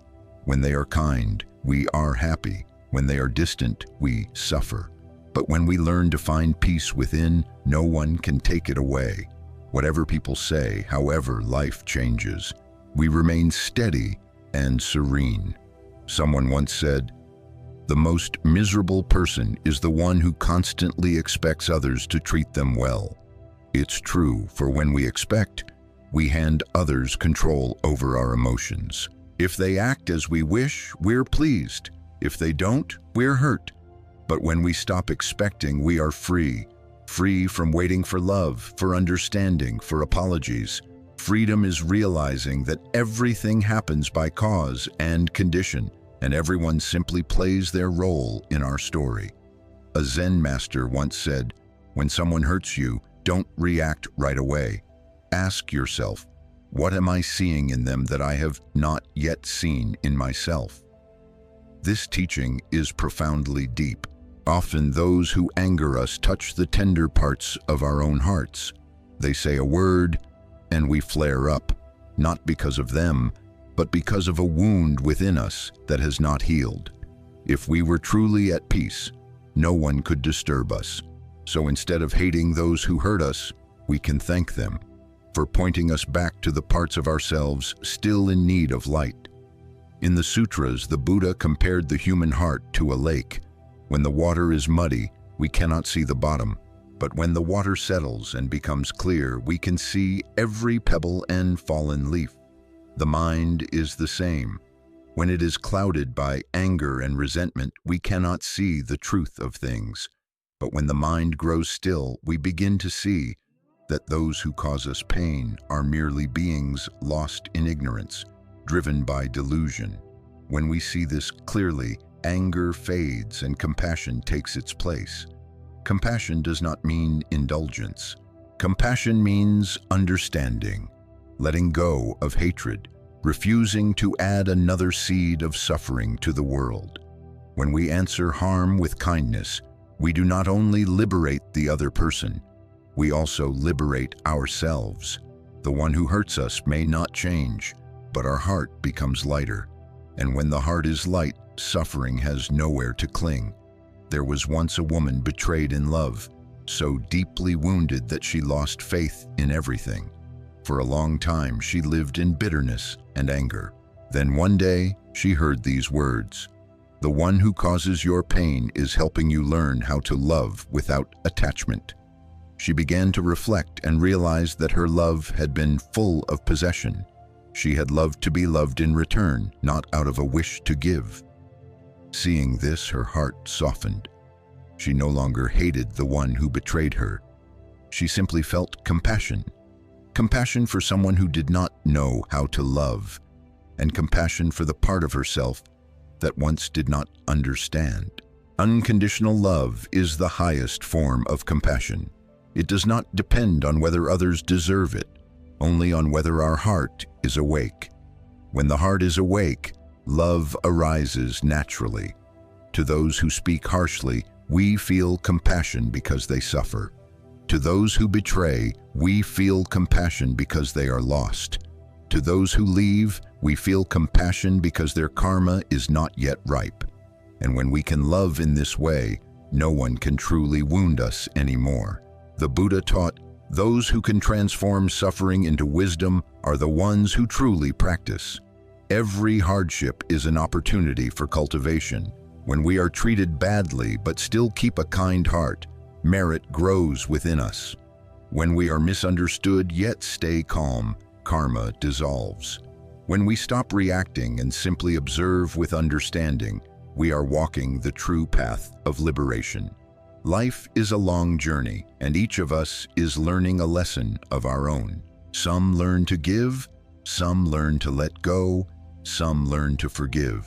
And we, those who have been hurt, are perhaps chosen to learn patience and compassion. Once the lesson is learned, suffering dissolves naturally, like morning mist in sunlight. Therefore, when treated unfairly, do not rush to call it injustice. See it instead as part of your awakening. They may cause you pain, but through them, you discover peace. They may make you cry, but through them, you learn to release. Each person who comes and goes, each joy and sorrow, is a note in the grand symphony of life. If we listen with a still heart, we will hear it all blending into one deep melody, a song of karma, of cause and effect, and of compassion. People often fear suffering, fear pain, fear injustice.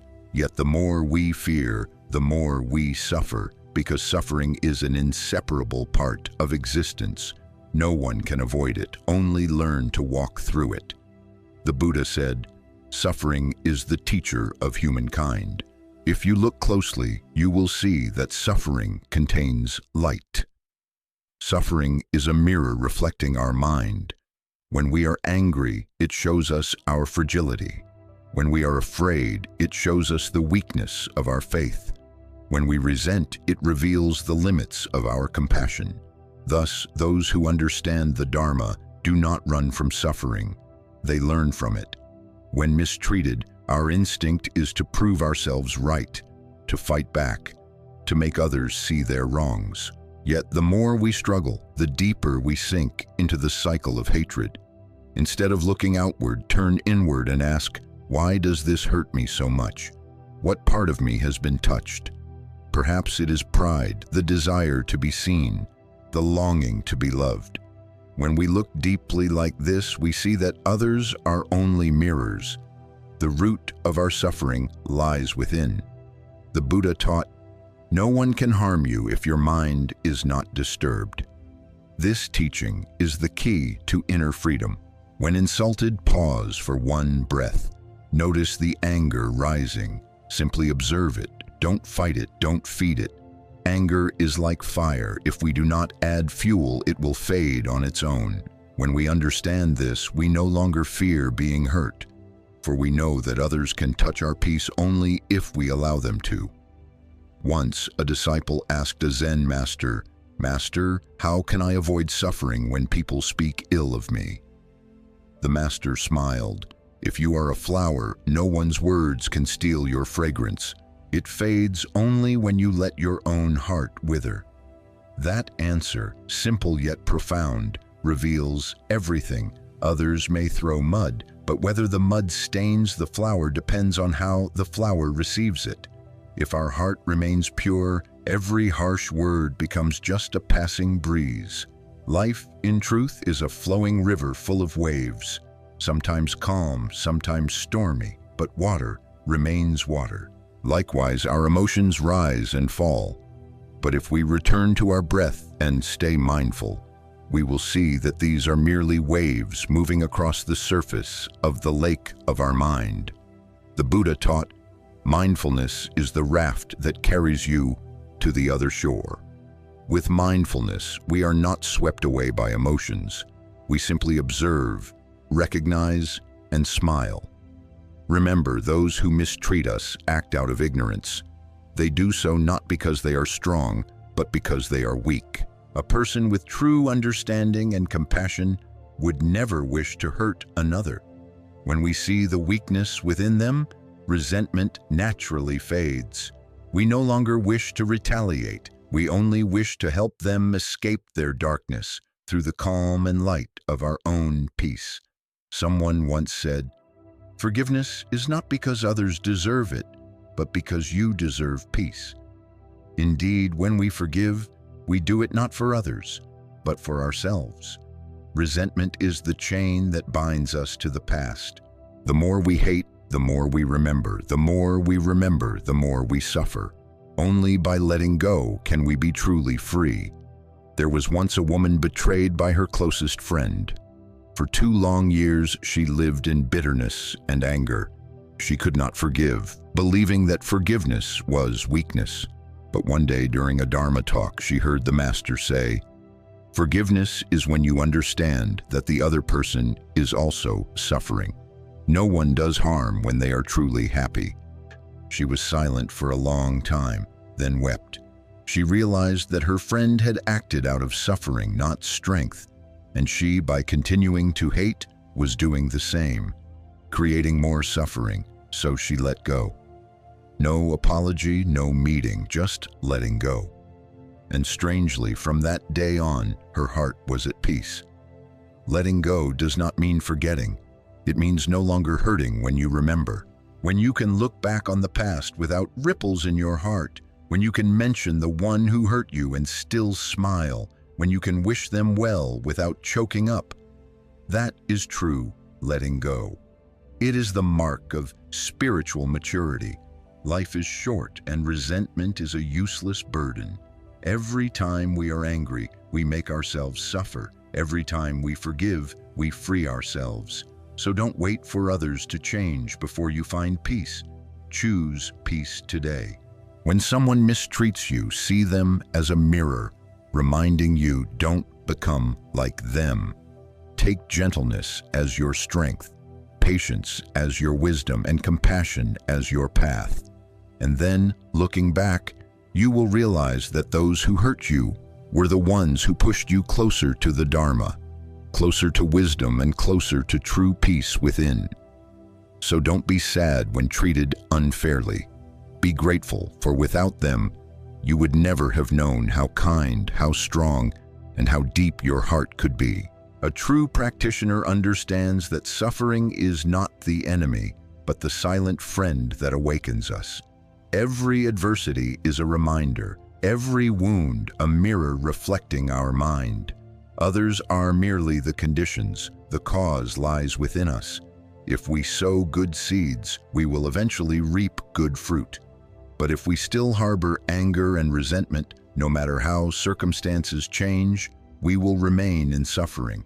So don't try to change others. Begin with yourself.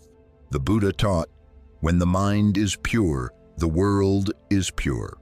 When our heart is full of hatred, the world appears full of trouble. But when our heart is kind, the world becomes kind. The scenery doesn't change, only our perception does. A person who mistreats us today, if seen through the eyes of anger, is an enemy. But if seen through the eyes of compassion, is simply a being who suffers. When our view changes, our heart becomes peaceful. And when the heart is peaceful, karma lightens. Once, the Buddha was insulted by a Brahmin who hurled harsh words at him. The Buddha sat still, eyes calm, lips silent. When the man left, weary and defeated, the disciples asked, "Blessed One, why did you not say anything?" The Buddha smiled and said, "If someone offers you a gift, but you do not accept it, to whom does it belong?" The disciples replied, "To the giver." The Buddha said, "Just so. When someone speaks evil and you do not accept it, the words return to them." This story teaches that serenity is the strongest shield. When we do not receive, everything stops. Those who speak falsely bear the weight of their own words. Those who do harm bear the burden of their own deeds. We need not be angry nor defend ourselves.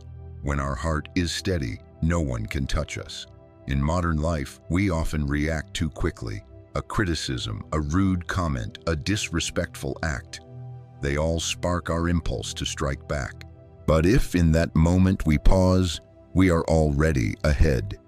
Each mindful breath is a bridge across the river of anger. Just inhale deeply, exhale slowly, and watch the anger fade until your heart feels as light as wind. The Buddha taught, anger is like fire. It burns you before it burns others. When we are angry, we are like one holding hot coals to throw at someone else. Whether we hit them or not, our own hand is burned first. Understanding this, we no longer wish to hold on to anger, for anger is suffering, and forgiveness is freedom. Forgiveness does not mean accepting wrongdoing, but refusing to let that wrongness poison our heart. We may not forget what happened, but we choose not to let it control the present. Those who hurt us once. But if we keep remembering, we hurt ourselves 100 times more. When we forgive, we are telling ourselves, I deserve peace. There was once a woman who was treated unfairly by her boss, criticized even though she had done her best. She felt angry and wanted to quit. But then she remembered the Buddha's teaching. No one can hurt you unless you cling. So she decided to stay, to work sincerely, not for praise nor out of fear of blame. After some time, her boss's attitude changed, and she found a peace she had never known before. She said, I realized that the person who made me suffer was actually the one who taught me resilience. In family relationships, it is often those closest to us who hurt us most. A careless word from a parent, a thoughtless act from a child, or a moment of anger between spouses, all can wound the heart. Yet if we have enough clarity, we'll see that they do not act to harm us, but because they do not yet know how to love. And if we too become angry, both will suffer. But if we choose to understand, to love, suffering dissolves. The Buddha taught, your greatest enemy is not outside, but within your own mind. The ego is the root of all suffering. When we are mistreated, the ego is hurt and anger arises. But if we see things through the lens of non-self, we realize there is no me being offended, only the flow of causes and conditions. When the ego fades, resentment fades with it. Life is not perfect and people are not flawless, but it is precisely this imperfection that gives birth to compassion. If everyone were perfect, there would be no chance to learn understanding, patience, or love. Those who cause us pain are part of our own process of growth. Once we understand this, we no longer see anyone as the enemy. And when we have endured enough pain, we realize that what matters most is not how many people treat us kindly, but how pure our heart remains even when others treat us badly. To keep a gentle heart amid the storms of life, that is the highest practice. For then we are no longer driven by karma, we are transforming it. Do not be sad when treated unfairly. See it as an opportunity to train your mind. Each time you stay calm, you grow stronger. Each time you choose not to react, you take one step closer to liberation. And one day, you will look back on those who once caused you pain and smile with gratitude. For it was they, knowingly or not, who helped you walk further on the path back to yourself, the path of understanding, compassion, and peace. Some people, after much suffering, realize that what hurts most is not what others do to us, but how we react to it. When someone insults us, we get angry. When someone betrays us, we feel hatred. When someone abandons us, we despair. These feelings seem natural, yet they are the true roots of suffering. Others may plant the seed, but we are the ones who nurture it daily. The Buddha taught, The mind is like the earth. Whatever is sown in it will grow. If you plant seeds of anger, suffering will arise. If you plant seeds of compassion, peace will bloom. Many believe others create their suffering, but others are only the sowers. We are the caretakers. When we refuse to let go, the seeds of pain sprout endlessly. But when we understand and stop watering them, they wither away. In life, we cannot avoid being misunderstood or judged. People see through their own lenses, not ours. If we keep trying to explain ourselves, we only grow weary. The Buddha said, "The wise do not need to explain, for truth reveals itself." When we live sincerely, time itself bears witness. Truth needs no argument, only presence. There is a story of a Zen master who lived in solitude in the mountains. One day, he was falsely accused of making a young village girl pregnant. The villagers, furious, came to insult and humiliate him. The master only smiled and said, "Is that so?" When the baby was born, the family brought the child to him to raise. He did not argue, but cared for the baby with love. A year later, the girl confessed that the real father was someone else. The villagers came again to apologize. The master simply smiled and said, "Is that so?" The wise are not swayed by praise or blame. They know that both are but two sides of the same coin. When we live by others' opinions, we will always be unsettled. Today they praise, we rejoice. Tomorrow they criticize, we suffer. But when we live with a true heart, we no longer need praise. We know our path is right, and that is enough. The Buddha taught, when someone causes you suffering, do not ask, "Why me?" Instead, ask, "What is this trying to teach me?" That question moves us from suffering to wisdom. Every wound carries a lesson, sometimes of letting go, sometimes of patience, sometimes of compassion. Once we find the lesson, suffering ceases to be suffering. It becomes the path to enlightenment. Someone once asked, "How can I remain peaceful when others speak ill of me?" The Buddha replied, "When someone speaks badly of you, treat it like the wind. If you do not chase it, it will fade away." We suffer because we chase after it, trying to explain, to prove. But when we understand that those who slander us are sowing their own karma, we release it. A tall tree does not fight the wind. It stands firm.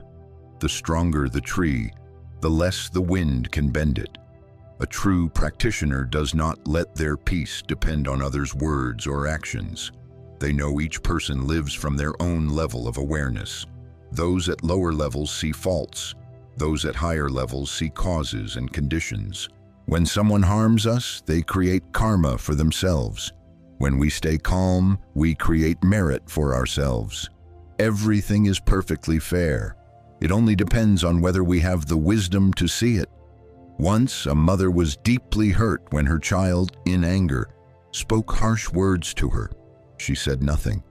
Later, she sat in meditation and softly said, "My child is suffering. That's why he spoke that way." A few days later, her son came to apologize. She simply smiled and said, "I was once like you, so I understand."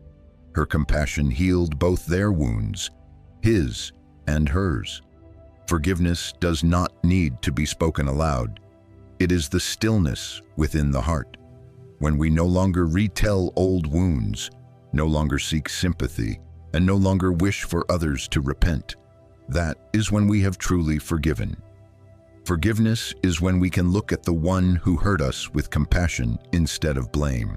In that moment, we have stepped from the realm of the ordinary into the realm of the enlightened. Someone once asked the Buddha, "If someone causes me suffering, should I leave them?"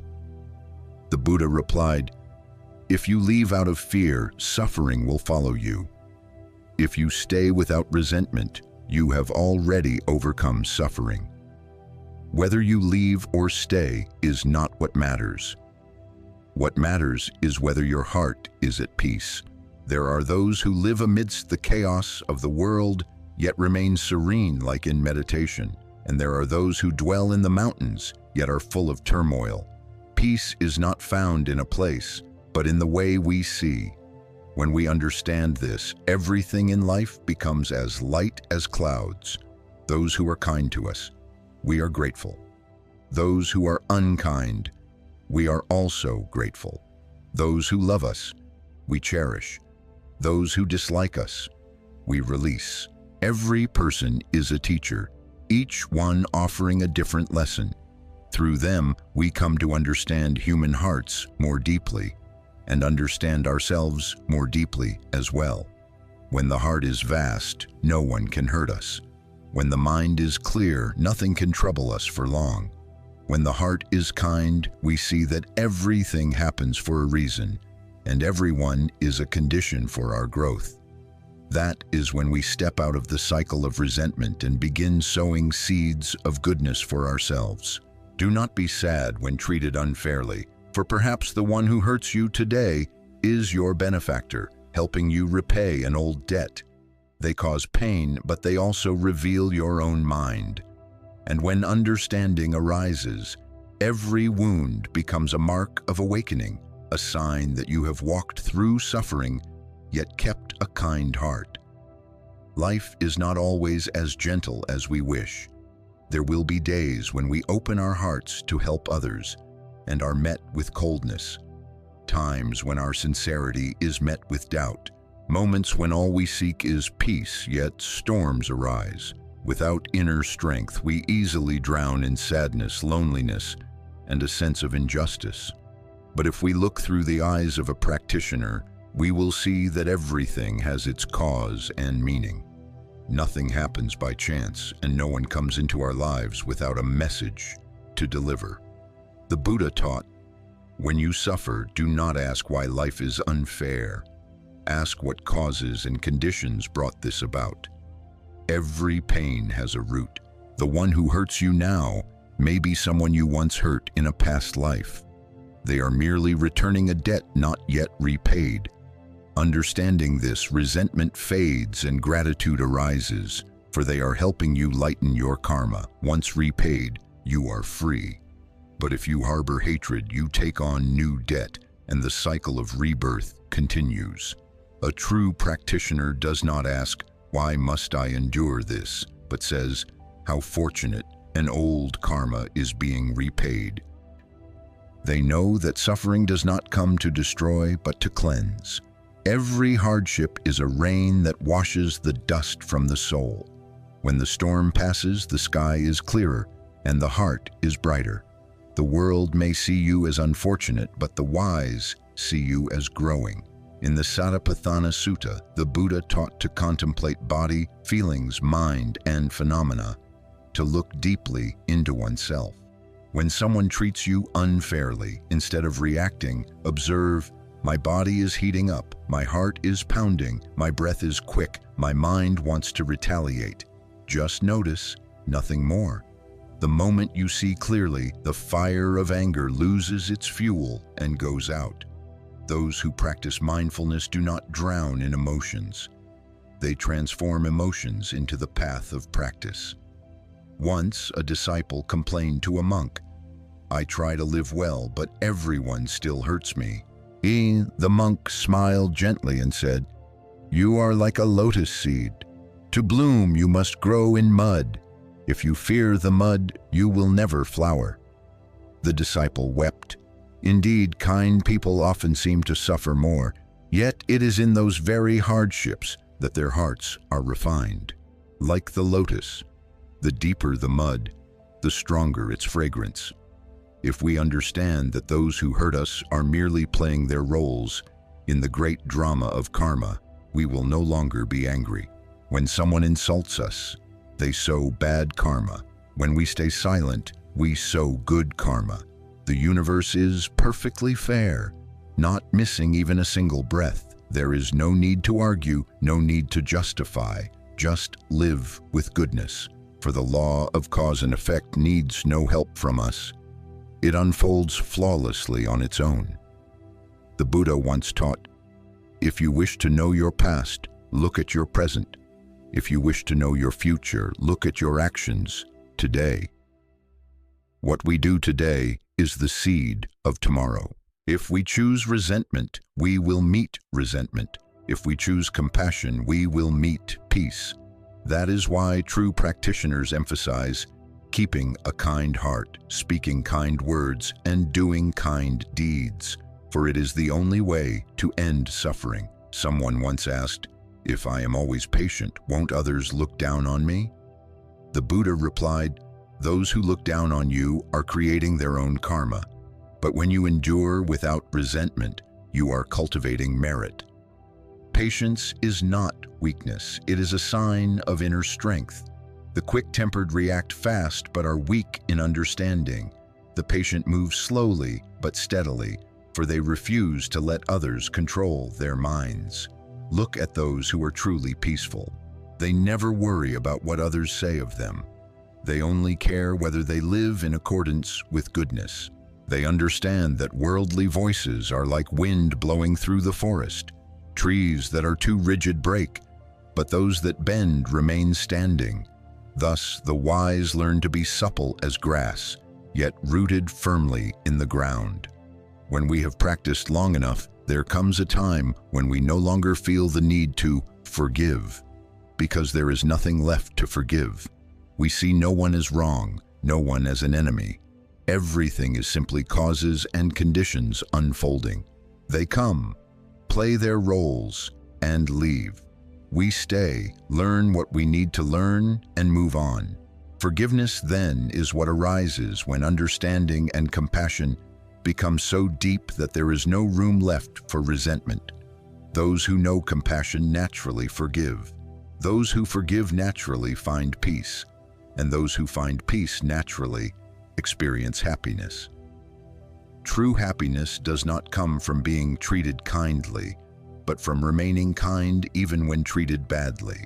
When we no longer wish to retaliate, no longer wish to prove ourselves right, when we simply wish to live gently, truthfully, and sincerely, that is when we live like a lotus, rising from the mud without being stained by it. So if someone hurts you today, smile and silently say, "Thank you. Because of you, I can see myself more clearly." Let every wound be a lesson, every harsh word a bell of awakening. And when your heart is wide enough, you will understand that no one truly makes you suffer. They only help you learn how not to suffer anymore. Someone once said, "Life is a mirror. When you smile, it smiles back. When you frown, it frowns too." That saying aligns perfectly with the Buddha's teaching. Everything we encounter reflects our own mind. When our heart holds resentment, we see everyone as blameworthy. When our heart holds compassion, we see everyone as worthy of compassion. The outer world is but the reflection of our inner world. If we want life to be gentle, we must be gentle first. If we want others to treat us kindly, we must first treat them kindly, even when they do not yet know how to love. The Buddha said, "Your mind is a garden, and your thoughts are the seeds. Whatever you plant, you will harvest." If we plant seeds of anger, our life will be filled with conflict. If we plant seeds of love, peace will bloom everywhere. When someone hurts us and we respond with hatred, we plant another seed of suffering. But if we respond with compassion, we plant a seed of merit. Every thought, every word, every action is a seed, and the garden of our mind today is the result of what we planted yesterday. Once a man came to a Zen master and said, "I seek peace, yet the harder I try, the more I suffer." The master gently replied, "Because you seek peace outside, while peace can only be found within." The man asked, "Then how can I find peace within?" The master said, "Stop. Stop blaming, stop resenting, stop chasing." When the mind stops, suffering stops. When the mind is still, wisdom arises. In that stillness, peace appears naturally, without needing to be sought. Someone else asked, If I remain silent when others insult me, won't they think I'm weak? The Buddha said, silence rooted in wisdom is strength, not weakness. The weak shout to be heard. The strong simply smile. Strength is not in the power to react, but in the power to remain unmoved. A harsh word, if unreturned, fades like smoke. But if we respond, it becomes fire, and both sides burn. When treated unfairly, what matters is not how we react, but how we remain. If we keep our peace, we protect ourselves. If we let anger take over, we hand others the power to control our emotions. Others may throw stones, but whether we pick them up is our choice. If we do not pick them up, we are not hurt. If we do not receive, their malice has nowhere to land. In the Majjhima Nikaya, the Buddha taught, when someone insults you, see it as an echo in a cave. If you do not echo back, the sound will fade. Likewise, if we do not react, negative energy has nowhere to continue. When someone gets angry, they create karma. If we get angry in return, we create karma with them. But if we remain calm, that energy ends with us. In that single moment of stillness, we dissolve a chain of suffering, not just for ourselves, but also for the other person. The wise do not avoid suffering. They use suffering as the fire that forges the heart. They do not resent those who hurt them, for they know those people are merely instruments of karma.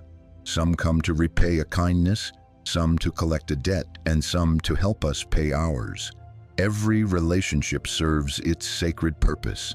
When we understand this, blame disappears, replaced by gratitude, humility, and a gentle smile. An old monk once said, if someone speaks harshly to you, thank them, for they are showing you the part of yourself that is not yet healed. Indeed, when we can hear hurtful words and remain calm, it means we have become strong. When we can smile at criticism, it means we have learned to let go. When we can bless those who betray us, it means we have truly grown. Those who cause us pain are the measure of our spiritual practice. Without them, we would never know how far our hearts have come. Someone once asked, how will I know when I have truly practiced well? The Buddha replied, when someone hurts you and you no longer wish to make them suffer in return. That is the moment you have entered the path of compassion. When the mind is clear enough, we no longer see enemies. When the heart is wide enough, we see that everyone is suffering, even those who hurt us. And when we can see another's suffering, anger is no longer possible. Only compassion remains. There are wounds in life we think will never heal, but time and wisdom can do what resentment never can. They heal.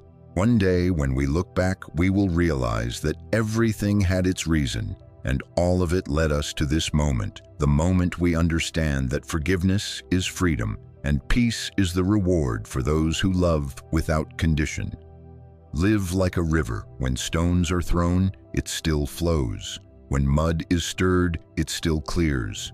For the river knows that a handful of dirt cannot cloud its water forever. We must be the same.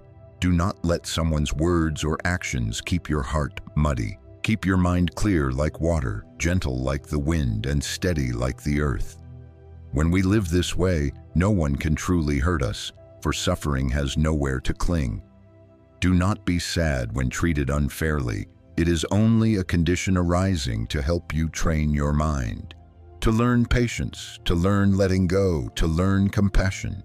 And once the lesson is learned, you will see that those who caused you pain were not to be blamed, but to be thanked, for they helped you find the way back to yourself, to the peace that was never lost, to the compassion that shines like the moon behind the clouds.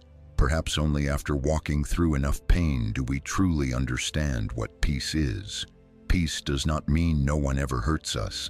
It means that when hurt arises, we remain calm within. It is not the world that has changed, but our way of seeing it. When we no longer react, no longer cling, no longer expect others to understand or treat us well, that is when we are truly free. The Buddha taught, Life is suffering, but suffering is the path to wisdom. If we only avoid suffering, we remain weak. But if we walk through it with understanding, we become strong. Suffering does not come to defeat us. It comes to help us grow, like one learning to swim. If they fear the water, they will never float. Only by jumping in, struggling, and learning can they discover they can rise and cross the river. Within every pain lies a hidden lesson. Those who hurt us teach us patience. Those who betray us teach us letting go. Those who look down on us teach us independence. Those who slander us teach us silence. Those who envy us teach us humility. Those who leave us teach us how to stand alone. When we understand this, we can thank them, for through them we become deeper, kinder, and wiser. One who truly understands the Dharma no longer sees good and evil as opposites. They see that within good lies the seed of harm, and within harm lies the seed of good. The one who hurts us today may have once helped us in another life, and the one who loves us today, perhaps once we made them weep. Karma never errs. We simply cannot see its full circle. When we realize this, we see that everything is perfectly fair. Someone asked, "When someone insults me, how should I respond?" The Buddha said, "If you throw a stone into a pond, it ripples. But if you throw it into the ocean, the water remains still. Be the ocean." When the mind is small, every matter feels large. When the mind is vast, everything becomes light. The wise do not chase after right and wrong, big or small. They simply keep their hearts unmoved. Keeping the heart unmoved does not mean being indifferent. On the contrary, it is a sign of profound wisdom and compassion. For only when the heart is still can we truly see others suffering. The angry person suffers. The selfish person fears loss. The harsh person has never been understood. When we see this, anger melts away, replaced only by the wish to ease their pain. Compassion is understanding expressed in action. In everyday life, when someone treats us unfairly, instead of seeking revenge, pause and ask, "If I do the same, am I any different from them?" Holding that question in the heart keeps us awake. For the greatest suffering of all is not being hurt. It is becoming the one who hurts in return. Only when we stop does the wheel of karma stop turning. The Buddha taught, "There is no path to peace. Peace itself is the path." Meaning, we cannot find peace anywhere outside our own mind. Each time we breathe deeply, pause, and smile, we return to peace.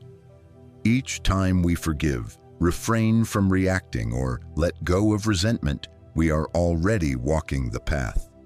Peace is not at the end of the road. It is present in every mindful step. Remember this. Everyone who comes into our lives, whether through love or through pain, is helping us move closer to enlightenment. No one is truly an enemy, only teachers wearing different faces. The one who speaks harshly teaches us patience. The one who betrays teaches us detachment. The one who is cold teaches us self-love. And the one who leaves teaches us impermanence. When the lesson is learned, the teacher naturally departs. Someone once asked a Zen master, "How do I know when I have truly let go?" The master replied, "When you can look back without pain, when you can bless the one who hurt you, when you can smile instead of cry, that is when you have let go." The letting go is not forgetting, it is understanding. When we understand deeply, letting go happens naturally. No one in life escapes being hurt. But there are only two ways to walk through it: resentment or gratitude. If we choose resentment, suffering lingers. If we choose gratitude, wisdom shines. Those who are grateful for adversity will see that it is in the darkness that light becomes clear. Without night, we would never value the sun. Without betrayal, we would never know the worth of sincerity. Without pain, we would never understand the depth of love. So when treated unfairly, do not see it as injustice. See it as part of the journey returning you to your original, kind, vast, and clear nature. Smile at hardship as you would at an old friend, for it is helping you temper your mind, open your wisdom, and grow. In the end, we will understand. No one can truly make us suffer. Only an unawakened mind suffers. Once understanding arises, every sorrow becomes a flower, every resentment turns to gratitude, and only then do we truly live the Buddha's teaching. Do not be sad when treated badly, for they are merely carrying your karma for you. Just keep your heart kind, and suffering will fade like clouds after the rain. Thank you for listening until the end of today's journey. If the Buddha's words in this video touched your heart, helping you find peace amid life's storms, that is the greatest meaning Dharma in Motion wishes to share. Each video here is a slow breath amid the rush of life, inviting us to pause, listen inwardly, and learn to live more gently, more mindfully. If you find these reflections helpful, please click like to spread this gentle energy to more people, and subscribe to Dharma in Motion to receive more Dharma talks, stories, and deep reflections on life and practice. May you always keep a serene mind, a gentle smile, and a radiant heart amid all changes. See you again in the next video from Dharma in Motion, where the Dharma moves with life and peace quietly blooms in each present moment.